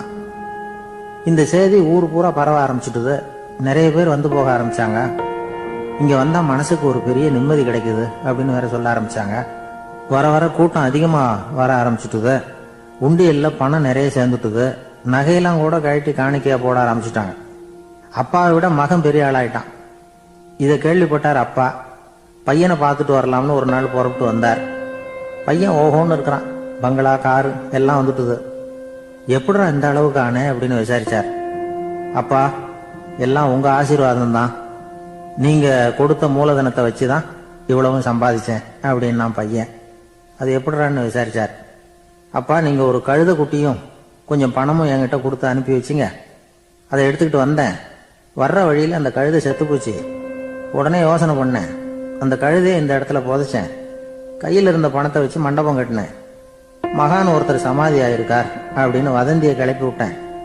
ஜனங்கள்லாம் ஏமாந்து போய் காசை கொண்டாந்து போட ஆரம்பிச்சிட்டாங்க. நான் பொழைச்சிக்கிட்டு இருக்கிறேன் அப்படின்னா. இப்பதான்டா நீ என் புள்ள அப்படின்னு சொல்லி சந்தோஷப்பட்டாரான் அந்த அப்பா. ஏன் அப்படி சொல்றீங்கன்னு கேட்டிருக்கான் பையன். கழுத குட்டியை புதைச்சி மண்டபம் கட்டி இருக்கிற நீ, ஏற்கனவே நம்ம ஊர்ல நாம கட்டி இருக்கிறோமே மண்டபம், அது இந்த கழுதையோட அம்மாவை புதைச்ச இடம். மகான் சமாதி ஆயிருக்காருன்னு நானும் சும்மா கப்சா தான் விட்டுக்கிட்டு இருக்கேன் அப்படின்னாரான் அப்பா. முட்டாள் ஜனங்களை நினைச்சு அந்த 2 பேரும் சத்தம் போட்டு சிரிச்சாங்களாம். மனுஷன் ஏமாத்துறது ரொம்ப சுலபம். என் கூட படிச்ச ஒருத்தன் திடீர்னு ஒரு நாள் எல்லாருக்கும் அருள் வாக்கு சொல்ல ஆரம்பிச்சுட்டான். அவன் ஒரு ஆபீஸ்லயும் வேலை பார்க்கறான். ஆபீஸ்ல உள்ளவங்க எல்லாம் அவங்ககிட்ட வந்து அருள் வாக்கு கேட்கறது வழக்கம்.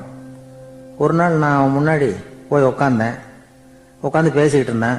அப்போ அதே ஆபீஸ்ல வேலை பார்க்குற ஒருத்தர் அவங்ககிட்ட வந்து, சுவாமி, என் மேஜையில வச்சிருந்த பேனா திடீர்னு காணாம போட்டுது, அது திரும்ப கிடைக்குமா எனக்கு அப்படின்னு கேட்டார்.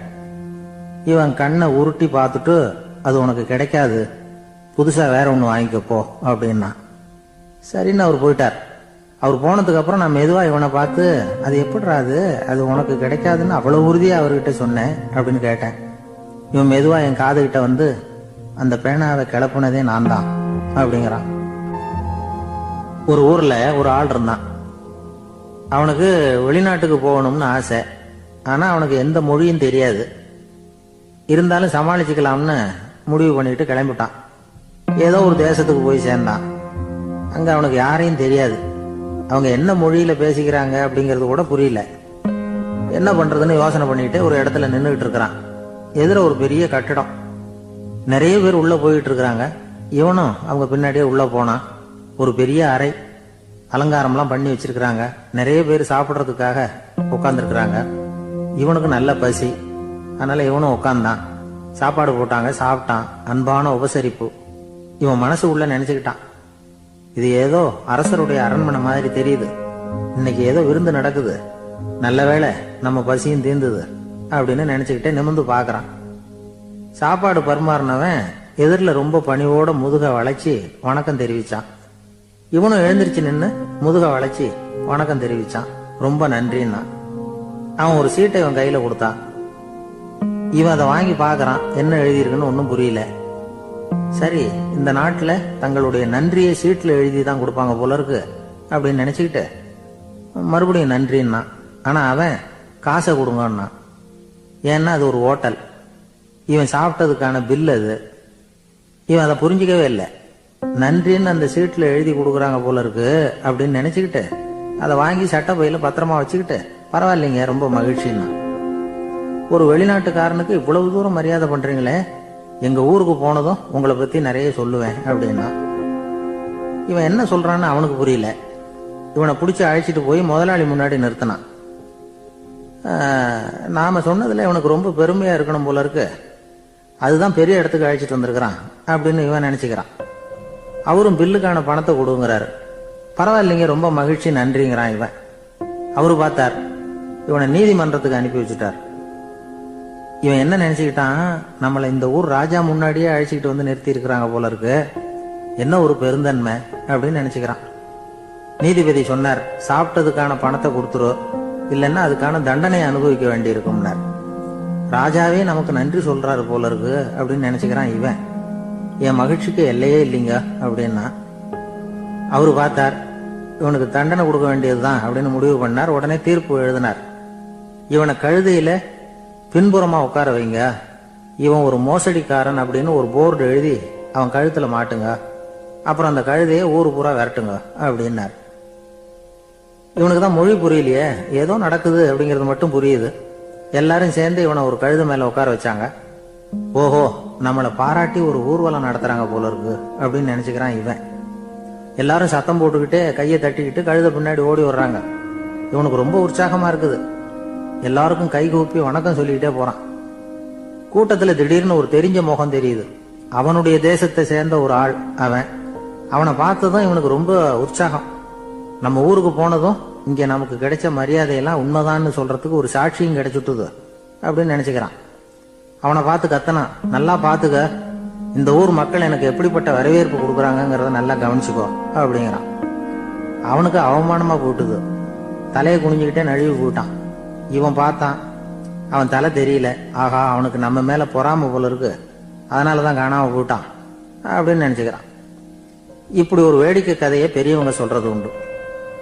கதை வேடிக்கையா இருந்தாலும் இதுல உள்ள கருத்து என்ன தெரியுமா? அந்த கழுதை மேல உட்கார்ந்து இருக்கிறானே, அது மாதிரிதான் நாமளும் அகங்காரம்ங்கிற கழுதை மேல உட்காந்துக்கிட்டு இருக்கோமா. நாமளும் கிட்டத்தட்ட அதே மாதிரி பிரம்மையில தான் இருக்கிறோமா.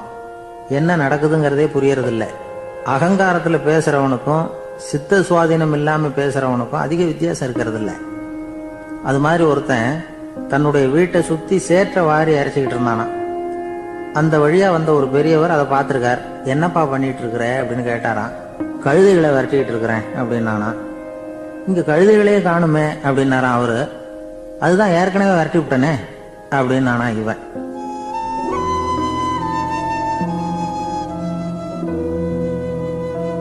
ஒரு ஊர்ல 4 நண்பர்கள் இருந்தாங்க. 4 பேரும் சோம்பேறிகள். 4 பேருக்கும் எந்த வேலையும் செய்யறதுக்கு உடம்பு வளையறதில்ல. இருந்தாலும் சோம்பேறித்தனத்துல ஒருத்தருக்கு ஒருத்தர் கொஞ்சம் வித்தியாசம் உண்டு.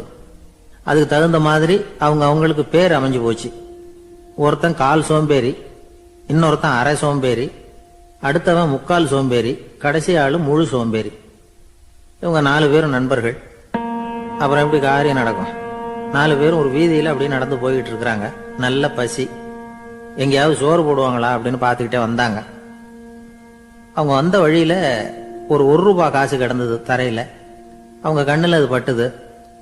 ஆனாலும் அதை குனிஞ்சு எடுக்கணுமே, அதுக்கு சோம்பேறித்தனம். முழு சோம்பேறி பார்த்தான். பக்கத்துல வந்துகிட்டு இருந்த முக்கால் சோம்பேறி கிட்ட சொன்னானா, டேய் அதை கொஞ்சம் குனிஞ்சு எடுறா அப்படின்னானா. அவன் என்ன பண்ணான் தெரியுமா? அதுக்கு அடுத்தபடியா வந்த அரை சோம்பேறி கிட்ட சொன்னானா, டேய் நீ அதை கொஞ்சம் குனிஞ்சு எடுறா அப்படின்னானா. அவன் இவனை விட மோசம். அடுத்தவங்க கிட்ட சொல்லியிருக்கிறான். அவனும் குனியறதுக்கு தயாரா இல்ல. ஆக கூடி கடைசியில யாருமே காசை எடுக்கல. என்னத்துக்கு அனாவசியமா உடம்ப வளைச்சுக்கணும் அப்படின்னு எல்லாரும் பேசாம வந்துட்டாங்க. அவங்க பாட்டுக்கு நடந்து வந்துகிட்டே இருக்கிறாங்க. எதிரில் ஒருத்தன் வாழைப்பழத்தை வண்டியில வச்சு தள்ளிட்டே வந்தான். ரூபாய்க்கு 4 பழம்னு கூவி வித்துக்கிட்டே வர்றான். இப்ப அந்த முழு சோம்பேறி சொன்னானா, டேய் வழியில கிடந்தத ரூபா, அதையாவது எடுத்துக்கிட்டு வந்திருந்தா இப்ப இந்த பழத்தை வாங்கி ஆளுக்கு ஒண்ணு சாப்பிடலாமே அப்படின்னானா. ஆமா சாப்பிட்டுருக்கலாமே அப்படின்னாங்களாம் மற்றவங்களும். ஆனாலும் திரும்பி போய் அதை எடுக்கணும்னு யாருக்கும் தோணல. பேசாம சோர்ந்து போய் நடந்து வந்தாங்களாம். இருட்டி போச்சு. வழியில ஒரு கோவில். சரி இங்கேயே படுத்து தூங்குவோம் அப்படின்னா ஒருத்தன். அதுதான் சரின்னாங்க மற்றவங்களும். அப்படியே மண்டபத்துல படுத்துட்டாங்க. கோவில் அர்ச்சகர் வேலையெல்லாம் முடிச்சுட்டு வெளியில வந்திருக்காரு. இவங்கள பார்த்தாராம். ஏன் இப்படி சோர்ந்து போய் கிடக்குறீங்க அப்படின்னு விசாரிச்சிருக்காரு. 2 நாளாச்சுங்க நாங்க சாப்பிட்டு அப்படின்னாங்களாம். அவரு உடனே ஐயோ பாவம் அப்படின்னு சொல்லி பானை, விறகு, அரிசி, தண்ணி எல்லாம் கொடுத்து நீங்களே சமையல் பண்ணி சாப்பிட்டுக்கோங்க அப்படின்னு சொல்லிவிட்டு போயிட்டார். இந்த 4 பேருக்கும் சமையல் பண்ணி சாப்பிடணும்னு ஆசையா தான் இருந்தது. ஆனா அடுப்பு பத்த வைக்கணுமே, அதுக்கு தீப்பெட்டி வேணுமே. தீப்பெட்டி இல்ல. இப்ப முழு சோம்பேறி ஆரம்பிச்சான். அடுத்தவனை பார்த்து, டேய் கடைக்கு போய் ஒரு தீப்பெட்டி வாங்கிட்டு வாயேன் அப்படின்னு நானா. அவன் வழக்கம் போல அடுத்தவங்க கிட்ட சொல்லியிருக்கான். அவன் அதுக்கு அடுத்தவங்க கிட்ட சொல்லியிருக்கிறான். கடைசியா கால் சோம்பேறி கிட்ட வந்து சேர்ந்தது. அவனும் அது நம்மால முடியாது அப்படின்னு பேசாம இருந்துட்டான். இப்ப தீப்பெட்டி வேணுமே, அதுக்கு என்ன பண்றது? அவங்களுக்குள்ள பேசி ஒரு முடிவுக்கு வந்தாங்களாம்.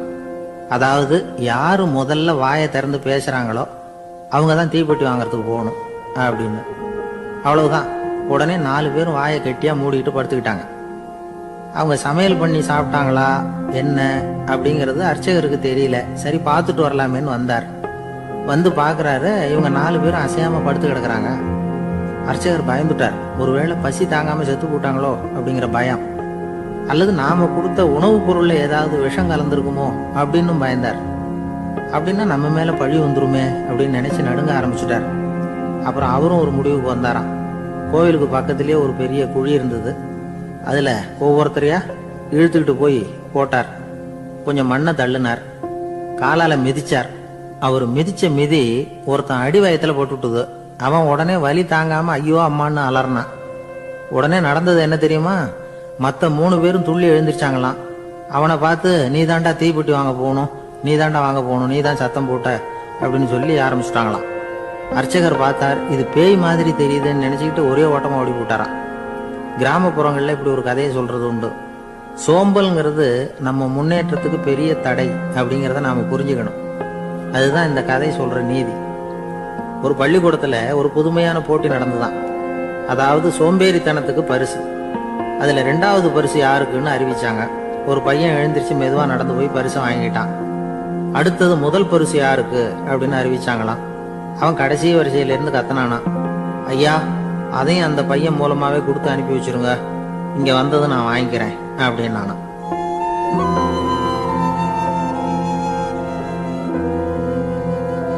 ஒரு ஊர்ல ஒரு ராஜா இருந்தார். அவரு ஒரு நாள் காலையில அரண்மனையில மேல் மாடத்துல வந்து நின்றுகிட்டு இருந்தார். அப்போ ஒரு ஆள் வீதியில ரொம்ப வேகமா ஓடிக்கிட்டு இருக்கான். அதை ராஜா கவனிச்சார். அவன் மனசுல ஏதோ ஒரு தவிப்பு இருக்குங்கிறத புரிஞ்சுக்கிட்டார். உடனே அரண்மனை சேவகர்களை கூப்பிட்டார். அந்த ஆளை இங்க அழைச்சிட்டு வாங்க அப்படின்னார். இவங்க ஓடி போய் அந்த ஆளை அழைச்சிட்டு வந்தாங்க. மன்னர் முன்னாடி நிறுத்தினாங்க. மன்னர் அவனை நிமிர்ந்து பார்த்தார். எதுக்காக இவ்வளவு வேகமா ஓடிக்கிட்டு இருக்கிற அப்படின்னு கேட்டார். இதுக்கு அவன் சொன்னா, மன்னா, நம்ம கோட்டையின் வடக்கு வாசல் இருக்கு இல்லையா, அது ஓரமா ஒரு பெரிய பாறாங்கல் கிடக்கு. அதுக்கு அடியில நான் ஒரே ஒரு வெள்ளி நாணயத்தை புதைச்சி வச்சிருக்கேன். அது இப்ப எனக்கு தேவைப்படுது. என்னுடைய மனைவிக்கு ஒரு பரிசு வாங்கி கொடுக்க வேண்டியிருக்கு. அதுக்காக தான் அவசரமா ஓடிட்டு இருக்கிறேன் அப்படின்னா. மன்னர் யோசனை பண்ணார். அப்புறம் சொன்னார், அதுக்காகவா இப்படி ஓடுற? பரவாயில்ல, அதை பத்தி கவலைப்படாத. நான் உனக்கு 10 வெள்ளி காசுகள் தர்றேன், வாங்கிட்டு திரும்பி போ அப்படின்னார். இவன் தலையை சொரிஞ்சான். மன்னா, நீங்க கொடுக்கறத ரொம்பவும் மகிழ்ச்சியோட வாங்கிக்கிறேன். இருந்தாலும் அதுக்கப்புறம் அந்த வடக்கு வாசலுக்கு போய் அங்க இருக்கிற ஒரு நாணயத்தையும் எடுத்துக்கிட்டு போயிடுறேனே அப்படின்னாங்க. இத பாருப்பா, அந்த ஒரு நாணயத்தை மறந்துடும், உனக்கு 100 வெள்ளி நாணயங்கள் தரேன் இருக்காரு. மன்னா, ரொம்ப மகிழ்ச்சி. உங்க மாதிரி தாராள குணம் வேற யாருக்கும் வராது. நீங்க கொடுக்கற 100 நாணயங்களையும் வாங்கிக்கிறேன். இருந்தாலும் வடக்கு வாசலுக்கு போய் அதையும் எடுத்துக்கிட்டா 101 ஆயிடுமே அப்படின்னானா. இத பாருப்பா, அந்த ஒரு நாணயத்தை மறந்துடும், அது எக்கேடாவது கெட்டு போகட்டும். நான் உனக்கு 100 பொற்காசுகள் தரேன், அதையாவது வாங்கிட்டு வந்த வழியிலேயே திரும்பி போடுன்னாராம். தங்க நாணயங்களே தரேன்னு சொல்றீங்க, தாராளமா வாங்கிக்கிறேன். இருந்தாலும் வடக்கு வாசலுக்கு போய் அப்படின்னு மறுபடியும் ஆரம்பிச்சான். அரசர் வந்து பொறுமை இழந்துட்டார். கடைசியா ஒரு முடிவுக்கு வந்துட்டார். இத பாருப்பா, உனக்கு என்னுடைய ராஜ்யத்திலேயே பாதியை கொடுத்துடுறேன், அப்படியாவது திருப்தியா திரும்பி போ அப்படின்னாராம். மன்னா, உங்களுடைய பெருந்தன்மைக்கு ஈடு இணையே கிடையாது. தேசத்திலேயே பாதி பிரிச்சு கொடுக்குறேன்னு சொல்றீங்க, அதனால உங்ககிட்ட ஒரு சின்ன வேண்டுகோள் அப்படின்னானா. சொல்லுன்னாராம் மன்னர் ஆர்வமா. இவன் மெதுவா ஆரம்பிச்சான். அப்படி இந்த ராஜ்யத்தை 2ஆ பிரிக்கிறப்போ அந்த வடக்கு வாசல் இருக்கிற பக்கத்தை என்கிட்டயே கொடுத்துருங்க அப்படின்னானா. மன்னர் அசந்து போயிட்டார். இந்த கதை எதுக்காகன்னு கேட்டா, மனம்ங்கிறது ஒரு குரங்குங்கிறத புரிஞ்சுக்கிறதுக்காகத்தான். உன்னை புடிச்சுக்கிட்டா லேசில விடாது. அப்படிப்பட்ட மனச அறிவு தான் வழி நடத்தணும். அதுலதான் வாழ்க்கையின் வெற்றி அடங்கி இருக்குது. ஒரு சின்ன பையன் தெருவில் அழுதுகிட்டு இருந்தான். ஏன்பா அழுவுறேன்னு ஒரு பெரியவர் கேட்டார். 1 ரூபா காசை எங்க தொலைச்சுட்டேன் அப்படின்னா. சரி, அதுக்காக அழாத, அதுக்கு பதிலா 10 ரூபா தரேன், இந்தா வச்சுக்கோன்னு கொடுத்தாரு. இந்த 10 ரூபாய வாங்கி சட்டப்பையில போட்டுக்கிட்டு அதை விட அதிகமா சத்தம் போட்டு அழ ஆரம்பிச்சுட்டான். மறுபடியும் ஏன்டா அழறேன்னு கேட்டார் பெரியவர். அந்த 1 ரூபாயும் கிடைச்சிட்டுதுன்னா இப்ப என்கிட்ட 11 ரூபா இருக்குமே, இப்போ 10 ரூபா தானே இருக்கு அப்படின்னு சொல்லிவிட்டு அழறான். என்னுடைய நண்பர் ஒருத்தர், அவருக்கு ஜாதகத்துல நம்பிக்கை உண்டு. அவரே ஜோசியம்லாம் பார்ப்பார். என்ன சார் இந்த காலத்துல இதையெல்லாம் நம்பிக்கிட்டு இருக்கீங்களே அப்படின்னு கேட்டா, உங்களுக்கு ஒன்றும் தெரியாது சார். இந்த உலகத்துல ஒவ்வொருத்தரும் அவங்கவங்க செய்யற நல்லது கெட்டதுக்கு தகுந்த பலனை அனுபவிச்சே தீரணும் பார். அது மட்டும் இல்ல, ஒருத்தர் செத்துட்டா கூட அவன் செஞ்ச பாவ புண்ணியங்கள் கூடவே போய்கிட்டு இருக்கும் பார். அது எப்படி கூட போவோம் அப்படின்னு குதர்க்கமா கேட்டா அதுக்கு அவர் ஒரு கதை சொன்னார். அது ரொம்ப சுவாரஸ்யமா இருந்தது. அது என்ன கதைன்னா, ஒரு ஊர்ல ஒருத்தர் இருந்தாராம். அவர் ஜோசியம் பார்க்கறதுல ரொம்ப கெட்டிக்காரரான். ஒருத்தருடைய தலைமுடியை மட்டும் அவர்கிட்ட காட்டினா போதும், அதை மட்டும் பார்த்துட்டு அவருடைய ஜாதகத்தையே அலசி விடுவாராம். அப்பேற்பட்ட திறமை. அந்த ஆள் ஒரு சமயம் கன்னியாகுமரி கடற்கரைக்கு போயிருந்திருக்கார். அங்க கரை ஓரமா ஒரு மண்டை ஓடு கிடந்திருக்கு. அதை எடுத்து பார்த்திருக்கார். அந்த மண்டை ஓட்டை வச்சுக்கிட்டே அதோட ஜாதகத்தை அலசியிருக்கார். இந்த மண்டை ஓட்டுக்கு உரிய ஆசாமி வாழ்க்கையில ரொம்ப கஷ்டப்பட்டிருக்கணும், நிறைய கஷ்டத்தை அனுபவிச்சிருக்கணும். அது தாங்க முடியாம தான் கடல்ல விழுந்து தற்கொலை பண்ணிட்டு இருக்கான் அப்படிங்கறத அவரு கணிச்சுட்டார். இருந்தாலும் இந்த மண்டை ஓடு இன்னமும் அனுபவிக்க வேண்டியது பாக்கி இருக்கு அப்படிங்கறத அவர் உணர்ந்தாராம். அது சரி, ஒருத்தன் உயிரோடு இருக்கிற வரைக்கும் நல்லது கெட்டதை அனுபவிக்க முடியும், செத்ததுக்கு அப்புறமும் பாக்கி இருக்குன்னா அதை எப்படி அனுபவிக்கிறது? இந்த மண்டை ஓட்டுக்கு இன்னும் கொஞ்சம் பாக்கி இருக்குங்கிறது அவருக்கு புரிஞ்சதே தவிர அதோட அர்த்தம் என்னங்கிறது சரியா விளங்கல. சரி, இதை இன்னும் கொஞ்சம் விவரமா ஆராய்ச்சி பண்ணுவோம் அப்படின்னு நினைச்சுக்கிட்டு அதை தன்னுடைய வீட்டுக்கு எடுத்துட்டு போயிட்டார். அந்த மண்டை ஓட்டை ஒரு பெட்டியில வச்சு பூட்டினார். தன்னுடைய தனி அறையில அதை பத்திரமா வச்சுக்கிட்டார். தினமும் ராத்திரி ஆனதும் தன்னுடைய மனைவியை பார்த்து, நீ போய் பூஜை அறையில தனியா படுத்துக்கோ அப்படின்னு சொல்லிவிட்டு தினம் ராத்திரி 12 மணிக்கு பெட்டியை திறந்து அவர் பார்ப்பார். மண்டை ஓடு அப்படியே இருந்தது தவிர இன்னும் கொஞ்சம் பாக்கி இருக்குங்கிறதுக்கு அர்த்தம் அவருக்கு விளங்கல. அந்த மண்டை ஓட்டுக்கு இன்னும் என்ன பாக்கி இருக்க போகுது? எப்படியோ ஒரு 10 நாள் போச்சு. அந்த வீட்டம்மாவுக்கு சந்தேகம் வந்துட்டுது. நம்ம வீட்டுக்காரரு நம்மளை தனியா ஏன் தூங்க சொல்றார் அப்படிங்கிற சந்தேகம். உடனே பக்கத்து வீட்டு அம்மா கிட்ட விஷயத்த சொல்லியிருக்கிறாங்க. அந்த அம்மா உடனே, நீ கவலைப்படாத, நான் கண்டுபிடிச்சு சொல்றேன் அப்படின்னு சொல்லிவிட்டாங்களாம். அன்னைக்கு ராத்திரியே ஜன்னல் வழியா எட்டி பார்த்துருக்குறாங்க. இந்த ஆள் மண்டை ஓட்டை கையில வச்சுக்கிட்டு அது திருப்பி திருப்பி பார்த்துக்கிட்டு இருக்கிறான். அதை பார்த்துட்டாங்க. மறுநாள் காலையில அவரோட மனைவியை பார்த்தாங்க. ஏம்மா, உன் வீட்டுக்காரருக்கு நீ முதல் மனைவியா 2வது மனைவியா அப்படின்னு கேட்டாங்களாம். எனக்கு தெரிஞ்ச வரைக்கும் நான் ஒருத்தி தான் அவருடைய மனைவி அப்படின்னாங்களாம் அவங்க. அப்படி இல்லை, நீ அவருக்கு 2வது மனைவி. முதல் மனைவியின் மண்டை ஓட்டை தான் அவர் தினமும் ராத்திரியில் எடுத்து பார்த்துக்கிட்டு இருக்கிறார் அப்படின்னாங்க அடுத்து விட்டம்மா. அப்படியா விஷயம் அப்படின்னு சொல்லிவிட்டு கணவன் வீட்டில் இல்லாத நேரமா பார்த்து அந்த மண்டை ஓட்டை எடுத்து கொண்டாந்து ஒரு உரல்ல போட்டு உலக்கையால குத்தி நொறுக்க ஆரம்பிச்சுட்டாங்க. வெளியில போயிருந்த அந்த ஆள் அப்பதான் உள்ள நுழைஞ்சார். மண்டை ஓடு உலக்கை கிட்ட குத்து வாங்கிக்கிட்டு இருக்கு. அது அனுபவிக்க வேண்டியது இன்னும் கொஞ்சம் பாக்கி இருக்குங்கிறதுக்கு அர்த்தம் எனக்கு இப்பதான் புரிஞ்சுது அப்படின்னாராம் அவர். இந்த கதையிலிருந்து நாம இன்னொரு நீதியையும் புரிஞ்சுக்கணும். அதாவது நம்ம வீட்டை பத்தி நமக்கு புரியாததெல்லாம் அடுத்த வீட்டுக்காரங்களுக்கு நல்லா புரியும்.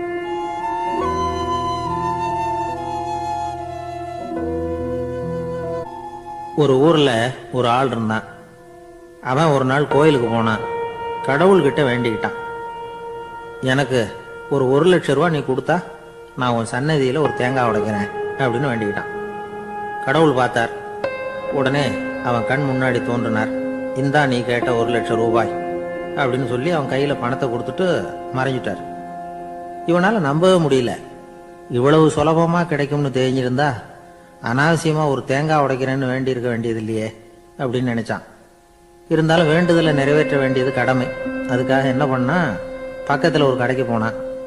ஒரு தேங்காயை கையில் எடுத்தான். இது என்ன விலைன்னு கேட்டான். 5 ரூபான்னார் கடையில இருந்தவர்.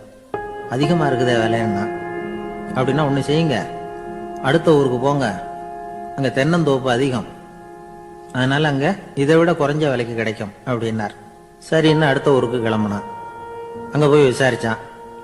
ஒரு தேங்காய் 3 ரூபாய் விலைன்னாங்க. இதுவும் அதிகமா தெரியுதேன்னா.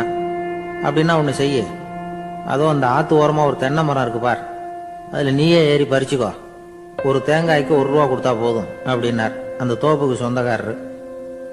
இவனுக்கு மரம் ஏற தெரியாது. இருந்தாலும் ஆசை யார விட்டுது, விலை சல்லிசா இருக்குதே. ஆத்து ஓரம் போனா தட்டு தடுமாறி அந்த மரத்துல ஏறினா அந்த தென்னை மரம் வளைஞ்சி ஆத்து பக்கம் போய் அப்புறம் நிமிர்ந்து இருந்தது. அதாவது மரத்தின் உச்சி சரியா ஆத்துக்கு நடுவில் இருந்தது. ஆத்துல வெள்ளம் கரபுரண்டு ஓடிட்டு இருக்கு. இவன் கடவுள் கொடுத்த 1 லட்சம் ரூபாயை மடியில வச்சு இறுக்கி கட்டிக்கிட்டான். உச்சிக்கு போய் காய் பறிக்கிற சமயத்துல காத்து மழையும் பலமா கலந்து அடிக்க ஆரம்பிச்சுட்டுது. கால் வழுக்கி விட்டுட்டுது. இவன் சடார்னு ஒரு தென்னை மட்டையை பிடிச்சிக்கிட்டு தொங்க ஆரம்பிச்சிட்டான். கீழே பயங்கரமான வெள்ளம், மடியில 1,00,000 ரூபா பணம். என்ன செய்யறதுன்னு தவிக்கிறான். இந்த சமயம் கரையில ஒரு யானைப்பாகன் யானையை குளிப்பாட்டிக்கிட்டு இருக்கிறான். அது அவன் கண்ணில் பட்டுது. ஐயா, ஒரு உதவின்னு கத்துனான். அவன் என்ன செய்யணும்னு கேட்டான். உன் யானையை மெதுவா இங்க அழைச்சிட்டு வா, எனக்கு நேரா கீழே நிறுத்து, என் காலை பிடிச்சி மெதுவா கீழே இறக்கி விட்டுரு, என் மடியில இருக்கிற பணத்துல உனக்கு 10,000 ரூபா தரேன் அப்படின்னா. அவன் பார்த்தான். காலை கையை பிடிச்சா கூட எவனும் இந்த காலத்துல 10 ரூபாய்க்கு மேல தரமாட்டேங்கிறான், இவன் காலை பிடிச்சா 10,000 தர்றேங்கிறான் அப்படின்னு யோசனை பண்ணா. உடனே யானையை கொண்டுட்டு போனான். அவனுக்கு நேரா கீழே நிறுத்தினான். அவன் காலை பிடிச்சான். அவ்வளவுதான். அந்த நேரம் பார்த்து யானை மெதுவா நடந்து அப்பால போட்டுது. இப்ப யானைப்பாகன் அவன் காலை கெட்டியா பிடிச்சிக்கிட்டு தூங்குறான். பரிதாபமா மேல பாக்குறான். அவன் மட்டையை பிடிச்சிட்டு தூங்குறான். இப்ப யானைப்பாகன் சொல்றான், தம்பி மட்டையை விட்டுறாத, கெட்டியா பிடிச்சிக்கோ, நான் உனக்கு 10,000 ரூபா தரேன், இதோ மடியில் தான் வச்சிருக்கேன்னா. மேல தொங்குறவனுக்கு இந்த நிலைமையிலேயும் ஒரு சந்தோஷம், மேற்கொண்டு ஒரு 10,000 ரூபா நமக்கு கிடைக்கும் போல இருக்கே அப்படின்னு. இந்த சமயத்துல ஒருத்தன் ஒட்டகத்தை ஓட்டிட்டு வந்தான் அந்த பக்கமா குளிப்பாட்டுறதுக்கு. யானைப்பாகன் பார்த்துட்டான். ஐயா, ஒட்டகக்காரரே, அதை இங்க கொண்டுட்டு வா, எங்க காலை பிடிச்சி பத்திரமா இறக்கி விடு, நாங்க பணம் கொடுக்குறோம்னா. அவனும் பணத்துக்கு ஆசைப்பட்டு வந்தான். அவன் காலை பிடிக்கிற சமயம் ஒட்டகமும் நழுவி போட்டுது. இப்போ 3 பேருமே வரிசையா தொங்குறாங்க. ஒட்டகக்காரன் கத்துறான், தம்பி மட்டையை விட்டுறாத, கெட்டியா பிடிச்சிக்கோ, நான் என் மடியில இருக்கிற 5,000 உனக்கு தந்துடுறேன்னா. மேல தொங்குறவனுக்கு இன்னமும் சந்தோஷம், இவனும் பணம் தர்றேங்கிறான் அப்படின்னா இன்னைக்கு நமக்கு மொத்த பண வரவு எவ்வளவு அப்படின்னு ஒவ்வொன்னா கூட்டி பார்க்க ஆரம்பிச்சான். மனக்கணக்கு சரியா வரல. அதனால அப்படியே விரல விட்டு எண்ண ஆரம்பிச்சான். அவ்வளவுதான், மட்டையை விட்டுட்டு கை நழுவி வந்துட்டுது. 3 பேரும் பொத்துன்னு ஆத்துல விழுந்தாங்க. படாத பாடுபட்டு தட்டு தடுமாறி கரைக்கு வந்து சேர்ந்தாங்க. 3 பேர் மடியில இருந்த பணமும் ஆத்தோட போட்டுது. பேராசை பெருநஷ்டம் அப்படின்னு ஒரு பழமொழி இருக்குல்ல, அதை விளக்கறதுக்காக சொல்லப்பட்ட கதை இது. இந்த காலத்துல ஒருத்தர் ஒரு நீச்சல் குளத்துல நீச்சல் அடிச்சுக்கிட்டு இருக்கிறார். காவலுக்கு இருந்தவர் அதை கவனிச்சுட்டார். கரையில இருந்து சத்தம் போட்டாராம், இதோ பாருங்க, இங்க ராத்திரி 8 மணிக்கு மேல நீச்சல் அடிக்கிறது சட்டப்படி குற்றம், அதுக்கு அனுமதி கிடையாது, தெரியாதா உங்களுக்கு அப்படின்னாராம். இதுக்கு அவரு, ஐயோ, நான் நீச்சல் அடிக்க வந்தவன் இல்லைங்க, சும்மா சுத்தி பார்க்க வந்தவன், தடுமாறி குளத்துல விழுந்துட்டேன், நீச்சல் தெரியாது, அதனால தத்தளிச்சுக்கிட்டு இருக்கிறேன் அப்படின்னு கத்துனாராம். கரையில இருந்தவர் பார்த்தார். ஓ அப்படின்னா சரி, அதுக்கு ஒன்றும் தடை இல்லை அப்படின்னு சொல்லிவிட்டு அவர் பாட்டு நடந்து போயிட்டாராம்.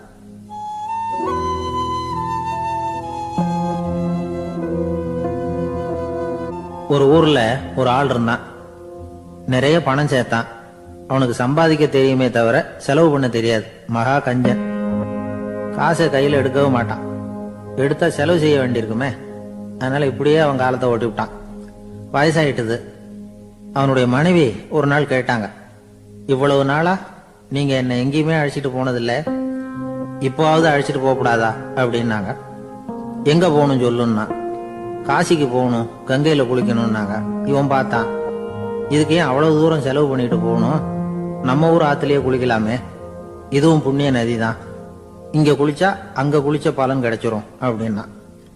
சரின்னு 2 பேரும் ஆத்தங்கரைக்கு போனாங்க. அன்னைக்கு ஏதோ விசேஷம், நிறைய கூட்டம், நிறைய பேர் குளிச்சுக்கிட்டு இருக்கிறாங்க. கரையில சில புரோகிதர்கள் நின்றுகிட்டு இருக்கிறாங்க. குளிக்கிறதுக்கு முந்தி அவங்க கிட்ட உட்காந்தா ஏதோ மந்திரம்லாம் சொல்லுவாங்க, கொஞ்சம் காசு கொடுக்க வேண்டியிருக்கும். அதனால இவன் என்ன பண்ணா, ஆத்தங்கரையிலேயே கொஞ்சம் தூரம் போனான். ஊரை விட்டு தள்ளி வந்துட்டான். அங்க யாருமே இல்லை. அப்பாடான்னு சந்தோஷப்பட்டான். குளிக்கலாம்னு புறப்பட்டான். இந்த நேரம் கடவுள் பார்த்தார், இந்த கஞ்சனுக்கு ஏதாவது புத்தி போகட்டணும் அப்படின்னு நினைச்சார். உடனே ஒரு புரோகிதர் மாதிரி உருவத்தை மாத்திக்கிட்டு அந்த ஆள் முன்னாடி வந்து நின்னார். அவனுக்கு அதிர்ச்சி, இங்க யாருமே இருக்க மாட்டாங்கன்னு நினைச்சா இங்கேயுமே ஒரு ஆள் வந்துட்டாரு, என்ன பண்றதுன்னு யோசனை பண்ணான். புரோகிதர் உருவத்தில் இருந்த கடவுள் சொன்னார், இதை பாருங்க, இன்னைக்கு விசேஷ நாள், நீராடுறதுக்கு முன்னாடி சுயகல்பம் பண்ணிக்கிறது ரொம்ப நல்லது அப்படின்னார். என்கிட்ட பணம் எதுவும் இல்லையேன்னா. பரவாயில்ல, அப்புறமா கொடுங்க, வாங்கிக்கிறேன், ஆனா ஒண்ணு, எவ்வளவு கொடுப்பீங்கிறத மட்டும் இப்பவே சொல்லிவிடுங்க அப்படின்னார். இவன் ரொம்ப யோசனை பண்ணான். ஒரு 10 பைசா தரேன் அப்படின்னா. சரின்னு ஒத்துக்கிட்டு எல்லா கிரியைகளையும் அவர் செஞ்சார். அதுக்கப்புறம் கணவனும் மனைவியும் ஆத்துல குளிச்சாங்க. அவர் போயிட்டார். கொஞ்ச நாள் கழிச்சு அவன் வீட்டுக்கு வந்தார் கடனை வசூல் பண்றதுக்கு. வாசல்ல நின்றுகிட்டு இருந்த அவன் மனைவி இவரை பார்த்ததும் தயங்க ஆரம்பிச்சாங்க. அந்த அம்மா கிட்ட விஷயத்த சொன்னார். அந்த அம்மா ஓடி போய் உள்ள இருக்கிற தன்னுடைய கணவர்கிட்ட சொன்னாங்க. அவன் யோசனை பண்ணான், இப்ப வெளியில போனா அவனுக்கு 10 காசு கொடுக்க வேண்டியிருக்கும், அதனால எனக்கு காய்ச்சல்னு அந்த ஆளுகிட்ட சொல்லிவிடு, இன்னொரு சந்தர்ப்பத்துல என்ன வந்து பார்க்க சொல்லு அப்படின்னா. அந்த அம்மா போய் சொன்னாங்க. அப்படிங்களா, அப்படின்னா அவரை நான் உடனே போய் பார்க்கணுமே அப்படின்னு உள்ள நுழைய ஆரம்பிச்சார். அவங்க மறுபடியும் இருங்க தான் வரேன்னு சொல்லிவிட்டு உள்ள ஓடி விஷயத்த சொன்னாங்க. இது ஏதுடா வம்பா போச்சு அப்படின்னு பார்த்தான். மனைவியை கிட்டத்துல கூப்பிட்டான். இதோ பாரு, ஜன்னி கண்டு நான் இறந்து போயிட்டதா சொல்லிவிடு அப்படின்னா சொன்னாங்க. புரோகிதர் பார்த்தார். அப்படின்னா ஒரு வழியா இருந்து அவருடைய இறுதி சடங்குகளையும் நானே முடிச்சுட்டு போயிடுறேன் அப்படின்னார். உள்ள இருந்தவன் யோசனை பண்ணான், அந்த ஆளு என்ன விடமாட்டான் போல இருக்கு, அதனால ஒரு சவப்பெட்டியில என்னை வச்சு தூக்கிக்கிட்டு மயானத்துக்கு போங்க பாத்துக்கலாம் அப்படின்னா. புரோகிதரும் விடுற மாதிரி இல்லை, கூடவே நடந்து போயிட்டு இருக்கிறார். அங்க இறக்கி சடங்குகளை முடிச்சுட்டு தீ வைக்கிற நேரம் பொட்டிக்குள்ள இருந்த நம்ம ஆளு அலறி அடிச்சுட்டு வெளியில ஓடி வந்தான். புரோகிதர் உருவத்தில் இருந்த கடவுள் சிரிச்சார், தன்னுடைய சுய உருவத்தை காட்டினார். அதுக்கப்புறம் அவனை கூப்பிட்டு, இத பாருப்பா, ஏன் இப்படி அல்லாடுற, ஏதாவது வரம் வேணும்னா கேள்தரேன் அப்படின்னார். அவன் யோசனை பண்ணான். பகவானே, ஒரே ஒரு வரம் தான் உங்ககிட்ட கேட்கணும்னா. என்ன வேணும் கேளுன்னார். அந்த 10 பைசா தட்சணையை தள்ளுபடி பண்ணா போதும் அப்படின்னா. கடவுளும் சரின்னு சொல்லிட்டு போயிட்டார். இப்படி ஒரு கதையை சுவாமி சிவானந்தர் சொல்லியிருக்கிறார். செல்வந்தர்கள் பல பேர் இப்படித்தான் இருக்கிறாங்க. தாங்களும் அனுபவிக்க மாட்டாங்க, அடுத்தவங்களுக்கும் கொடுக்க மாட்டாங்க. இது மாதிரியான கஞ்சர்களுக்கு இந்த உலகம் இல்லை, அந்த உலகம் இல்லைங்கிறார் அவர். இந்த கதையில கடவுள் கடன் வசூலுக்கு வந்தது மாதிரி நம்ம ஊர் ஆள் ஒருத்தன் இன்னொருத்தர்கிட்ட 10 பைசா கடன் கொடுத்துட்டான். திருப்பி வாங்கறதுக்கு நடையா நடக்கிறான். கடைசியா கேட்டான், நீ எப்பதான் கடனை திருப்பி தரப்போற, அதை முடிவா சொல்லுன்னா. வர்ற வியாழக்கிழமை கண்டிப்பா கொடுத்துருவேன் அப்படின்னானா அவன். அன்னைக்கு நான் ஊர்ல இருக்க மாட்டேனே அப்படின்னானா இவன். அதனால என்ன, நானும் தான் அன்னைக்கு ஊர்ல இருக்க மாட்டேன் அப்படின்னா. ஒரு ஊர்ல ஒருத்தர் இருந்தான். ஏதோ ஒரு சின்ன அலுவலகத்துல வேலை பார்த்துக்கிட்டு இருந்தான். ரொம்ப ஏழை. வர்ற கொஞ்சம் வருமானத்தை வச்சு வாழ்க்கையை ஓட்டிக்கிட்டு இருந்தான். ஒரு நாள் தெரு வழியா அவன் நடந்து வந்துகிட்டு இருக்கிறான். தெருவில் ஒரு காசு கிடந்தது. அதை பார்த்துட்டான். அது குனிஞ்சு எடுத்தான். அது ஒரு பழங்கால காசு. அந்த காசு நடுவில் ஒரு துளை இருந்தது. அதாவது துளையிட்ட நாணயம். பழங்காலத்தில் புழக்கத்தில் இருந்த ஒரு நாணயம் அது. துளையிட்ட நாணயம் கிடைச்சதுன்னா ரொம்ப நல்லது, அது அதிர்ஷ்டம் அப்படின்னு ஒரு நம்பிக்கை உண்டு. இவன் கையில் அது கிடைச்சதும் ரொம்ப சந்தோஷப்பட்டான். இனிமே என்னுடைய கஷ்டம்லாம் தீரப்போகுது, அதிர்ஷ்டம் என்னை தேடி வரும், நான் பணக்காரன் ஆயிடுவேன் அப்படின்னு சொல்லிட்டு அந்த காசை தன்னுடைய கோட்டு பையில பத்திரமா போட்டு வச்சுக்கிட்டான். அடிக்கடி அதை தொட்டு பார்த்துக்கிறது உண்டு, வெளியில் எடுக்க மாட்டான். இப்படியே கொஞ்ச காலம் ஆச்சு.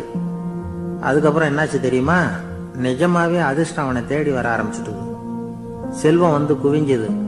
பணம், பதவி, புகழ் எல்லாம் வந்து சேர்ந்தது. சமூகத்துல அவன் ஒரு பெரிய மனுஷன் ஆயிட்டான். எல்லாரும் அவனை பாராட்டினாங்க. அவன் எதை தொட்டாலும் வெற்றி, எல்லாம் அந்த காசோட மகிமை அப்படின்னு அவன் மனசுக்குள்ள நினைச்சுக்கிட்டான். தினமும் காலையில இந்த கோட்டை போட்டுக்கிட்டு தான் வெளியில கிளம்புவான். புறப்படுறதுக்கு முன்னாடி கோட்டு பாக்கெட்டை தொட்டு பார்த்துக்குவான், உள்ள காசு இருக்கா அப்படிங்கிறத உறுதிப்படுத்திக்குவான். அதுக்கப்புறம் தான் வெளியில கிளம்புவான். இப்படியே பல வருஷம் ஓடி போச்சு. ஒரு நாள் அவனுக்கு அந்த ஆசை வந்துட்டுது. அதாவது அந்த துளையிட்ட நாணயத்தை எடுத்து கண்ணால பார்க்கணும் அப்படின்னு. காலையில சாப்பிட்டுக்கிட்டு இருந்தான். அப்போ தன்னுடைய மனைவி கிட்ட சொன்னான், ரொம்ப நாளைக்கு அப்புறம் என்னுடைய அந்த நாணயத்தை இன்னைக்கு வெளியில எடுத்து பார்க்க போறேன்னா. என்னத்துக்கு அது, இப்ப அதை பார்க்க வேணாமே அப்படின்னு மெதுவா இழுத்தாங்க அந்த அம்மா. இல்ல இல்ல, நான் பார்த்தே தீரணும் அப்படின்னு அவன் தன்னுடைய சட்டை பைக்குள்ள கையை விட்டான். உள்ள இருந்த நாணயத்தை வெளியில எடுத்தான். பார்த்தா அவனுக்கு ஆச்சரியமா போச்சு. அந்த நாணயத்துல தொலையே இல்லை. என்ன ஆச்சு அப்படின்னு சொல்லி அவன் ரொம்ப குழம்பி போயிட்டான். இப்போ அந்த அம்மா சொன்னாங்க, நான் தான் ஒரு நாள் உங்க கோட்டு ரொம்பவும் தூசியா இருக்கேன்னு சொல்லி அதை ஜன்னலுக்கு வெளியில உதறினேன். உள்ள இருந்த அந்த காசு அப்ப எனக்கு தெரியாது, ஞாபகத்துல இல்லை. அது தெருவில் விழுந்துட்டது போல இருக்கு. அதுக்கப்புறம் எவ்வளவோ தேடி பார்த்தேன், கிடைக்கல. அதுக்குள்ள அதை யாரோ எடுத்துட்டு போயிட்டாங்க போல இருக்கு. அது இல்லைங்கிறது உங்களுக்கு தெரிஞ்சா வருத்தமா இருக்குமேங்கிறதுக்காக நான் தான் வேற ஒரு நாணயத்தை எடுத்து சட்டை பைக்குள்ள வச்சுட்டேன் அப்படின்னு விவரத்தை சொன்னாங்க அந்த அம்மா. இது எப்ப நடந்ததுன்னு கேட்டான். உங்களுக்கு அந்த காசு கிடைச்சதே அன்னைக்கு மறுநாளே இது நடந்து போச்சு அப்படின்னாங்களாம். இத கொஞ்சம் யோசனை பண்ணி பாருங்க. அவனுக்கு அதிர்ஷ்டத்தை கொடுத்தது அந்த நாணயம் இல்லை, அவனுடைய நம்பிக்கை, அதாவது தன்னம்பிக்கை. அதுதான் வேலை செஞ்சிருக்கு. இதுல இருந்து நாம தெரிஞ்சுக்க வேண்டியது என்னன்னா, வாழ்க்கையில முன்னேற நினைக்கிறவங்களுக்கு தன்னம்பிக்கை ரொம்ப முக்கியம். அது இல்லைன்னா முன்னேற முடியாது. ஒருத்தன் சொன்னானா, நான் எப்பவுமே என்னதான் சார் நம்புவேன், மத்தவங்கள நம்ப மாட்டேன். நேற்றுக்கு பாருங்க, திடீர்னு 10 பேர் என்ன அடிக்க வந்துட்டாங்க, நான் ஒருத்தனாவே அதை சமாளிச்சேன் அப்படின்றான் ரொம்ப பெருமையா. அது எப்படின்னு கேட்டாங்களாம். ஒரே ஓட்டமா அங்கிருந்து ஓடி வந்துட்டேன் அப்படின்னு நானா.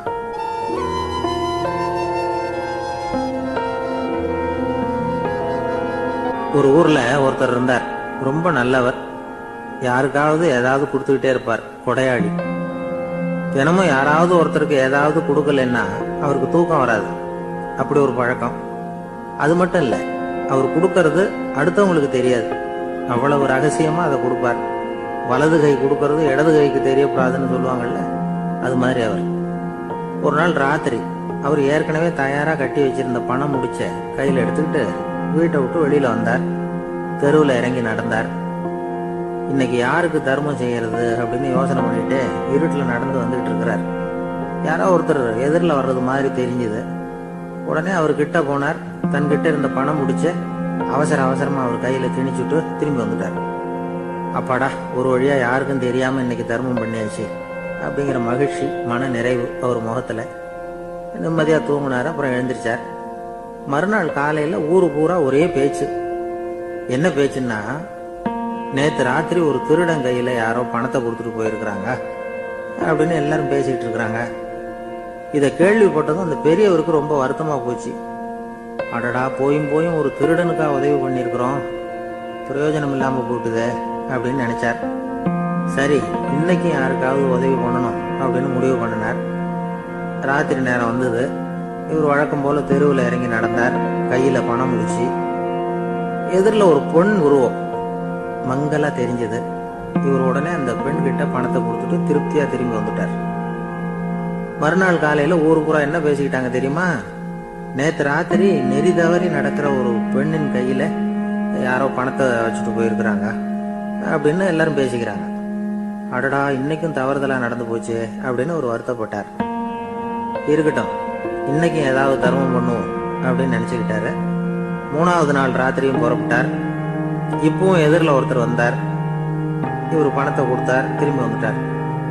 மறுநாள் மக்கள் என்ன பேசிக்கிட்டாங்கன்னா, நேத்து ராத்திரி ஒரு செல்வந்தர் கையில யாரோ பணத்தை கொடுத்துட்டு போயிருக்கிறாங்க அப்படின்னு பேசிக்கிட்டாங்களாம்.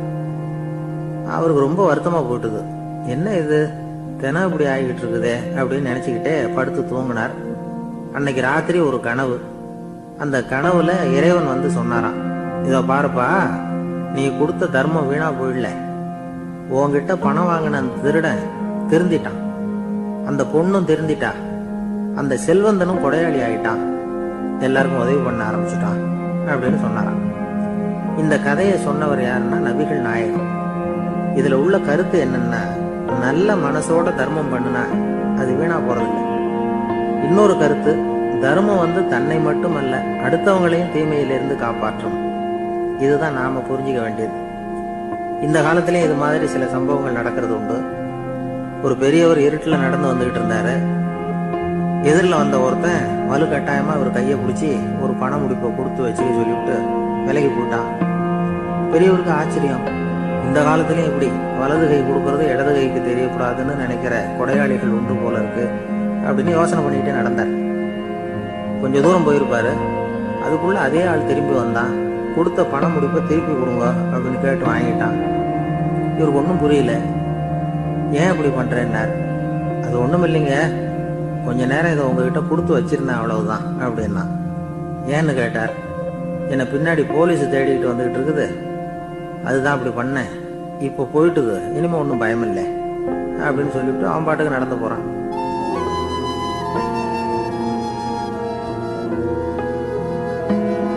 ஜெருசலேம், அங்க உள்ள ஒரு தேவாலயம். அதுல உள்ள பலிபீடத்தின் முன்னாடி ஒரு பெட்டி உண்டு. அது காணிக்கை பெட்டி. ஆலயத்துக்கு வர்றவங்க பிரார்த்தனை பண்ணிவிட்டு திரும்பி போற சமயத்துல அந்த பெட்டியில காணிக்கை போடுவாங்க. அவங்களால எவ்வளவு முடியுமோ அவ்வளவு போடுறது வழக்கம். அவங்க வசதிக்கு தகுந்த மாதிரி போடுவாங்க. வசதி உள்ளவங்களா இருந்தாலும் சரி, வசதியே இல்லாத வறியவர்களா இருந்தாலும் சரி, ஆலய காணிக்கை பெட்டியில காசு போடுறது அவங்களுக்கு ரொம்ப பெருமையான ஒரு செயல். ஒரு சமயம் இயேசு தம்முடைய சீடர்களோடு அந்த ஆலயத்துக்கு வரார். அங்க உட்காந்து ரொம்ப நேரம் வழிபாடு பண்ணிட்டு இருக்கிறார். சீடர்களும் அந்த ஜபத்துல கலந்துக்கிட்டாங்க. வழிபாடு முடிஞ்சுது. இயேசு உட்கார்ந்துருக்கிறார். காணிக்கை பெட்டியில காசு போடுறவங்கள கவனிக்கிறார். சீடர்களும் அதையே கவனிச்சுக்கிட்டு இருக்கிறாங்க. ரொம்ப பேர் வரிசையா வந்தாங்க. அவங்களால முடிஞ்ச அளவுக்கு காசு போட்டுட்டு அவங்க பாட்டுக்கு போய்கிட்டு இருக்கிறாங்க. வசதியானவங்க நிறைய பேர் வந்தாங்க. அதுக்கு மத்தியில வயசான ஒரு அம்மா, அவங்களும் வந்து காசு போட்டுட்டு போறாங்க. இப்போ இயேசு தன்னுடைய சீடர்கள் பக்கம் திரும்பினார். ஒரு கேள்வி கேட்டார். இப்ப இந்த காணிக்கை பெட்டியில நிறைய பேர் வந்து காசு போட்டுட்டு போறத நீங்க கவனிச்சிங்க. இன்னைக்கு இந்த காணிக்கை பெட்டியில ரொம்பவும் அதிகமா காசு போட்டது யார் அப்படின்னு கேட்டார். முதல்ல வந்தார ஒரு பெரிய மனுஷன், அவர் தான் அதிகமா போட்டார் அப்படின்னாரு ஒருத்தர். மூணாவதா வந்தவர் தான் அதிகமா போட்டார், நான் கவனிச்சேன் அப்படின்னாரு இன்னொருத்தர். இப்படி ஆளுக்கு ஒரு விதமா சொல்றாங்க. கடைசியா இயேசு சொன்னாராம், இன்றைக்கு அந்த பெட்டியில அதிகமா காசு போட்டவங்க அந்த வயசான அம்மா தான் அப்படின்னாராம். சீடர்களுக்கு ஒன்றும் புரியல. அந்த அம்மா ரொம்ப ஏழையாச்சே, அவங்க எப்படி அதிகமா காணிக்கை செலுத்த முடியும் அப்படிங்கறது அவங்க சந்தேகம். இயேசு விளக்குனார். நிறைய பேர் வந்தாங்க, நிறையவே காசுகள் போட்டாங்க, அது உண்மைதான். ஆனாலும் அந்த அம்மா என்ன பண்ணாங்க கவனிச்சிங்களா? வந்தாங்க, தன்னுடைய காசு பைய திறந்தாங்க, அப்படியே கொட்டுனாங்க. அதுல இருந்தது ரெண்டு காசுகள் தான். அந்த 2 காசும் காணிக்கை பெட்டியில விழுந்துட்டுது. மற்றவங்கெல்லாம் தங்கள்கிட்ட இருந்த செல்வத்தின் ஒரு சிறு பகுதியை எடுத்து பெட்டியில போட்டாங்க. ஆனா இந்த அம்மா தன்கிட்ட என்ன இருந்ததோ அதை அப்படியே போட்டுட்டாங்க. தன்னுடைய பிழைப்புக்காக வச்சிருந்த அவ்வளவையும் இழக்கிறதுக்கு தயாராயிட்டாங்க. அவ்வளவு தாராள மனசு அவங்களுக்கு. அதனால அவங்க செலுத்தின காணிக்கை தான் அளவுல அதிகம் அப்படின்னார். விலை மதிப்பில்லாத முத்து புதையல் ஒருத்தனுக்கு கிடைக்க போகுதுன்னு வச்சுக்கோங்க. அதன் மதிப்பை உணர்ந்தவன் என்ன பண்ணுவான்? அதை அடையறதுக்காக தன்கிட்ட இருக்கிற எதையும் கொடுக்கறதுக்கு தயாரா இருப்பான் இல்லையா? அது மாதிரிதான் இதுவும் அப்படின்னார். உலக மதிப்பீடுகளை துரும்பா தூசியா மதிச்சு அதையெல்லாம் உதறி விடுகிறவன் இறையருள் அப்படிங்கிற இணையில்லாத செல்வத்தை பெறுகிறான் அப்படிங்கிறது இதுல உள்ள கருத்து. இறைவனுக்காக இழப்பதுன்னா துன்பப்படுகிறவர்களுக்காக, ஏழைகளுக்காக, ஏதுமற்றவர்களுக்காக இழப்பது அப்படின்னு அர்த்தம். உங்கள் அயலானுக்கு நீங்கள் என்ன உதவி செய்தாலும் அதை எனக்கே செய்கிறீர்கள் அப்படின்னு இயேசு சொல்லியிருக்கிறார். அடுத்தவங்களுக்கு உதவணுங்கிற குணம் இன்னைக்கு ரொம்ப குறைஞ்சு போச்சு. ஒருத்தன் வாழைப்பழத்தோல் வழுக்கி கீழே விழுந்துட்டான். பக்கத்துல இருந்த நண்பன் உடனே இவனை தூக்கிக்கிட்டு போய் ஆஸ்பத்திரியில சேர்த்துட்டான். அதுக்கப்புறம் சொன்னான், நீ அந்த வாழைப்பழத்தோல்ல காலை வைக்க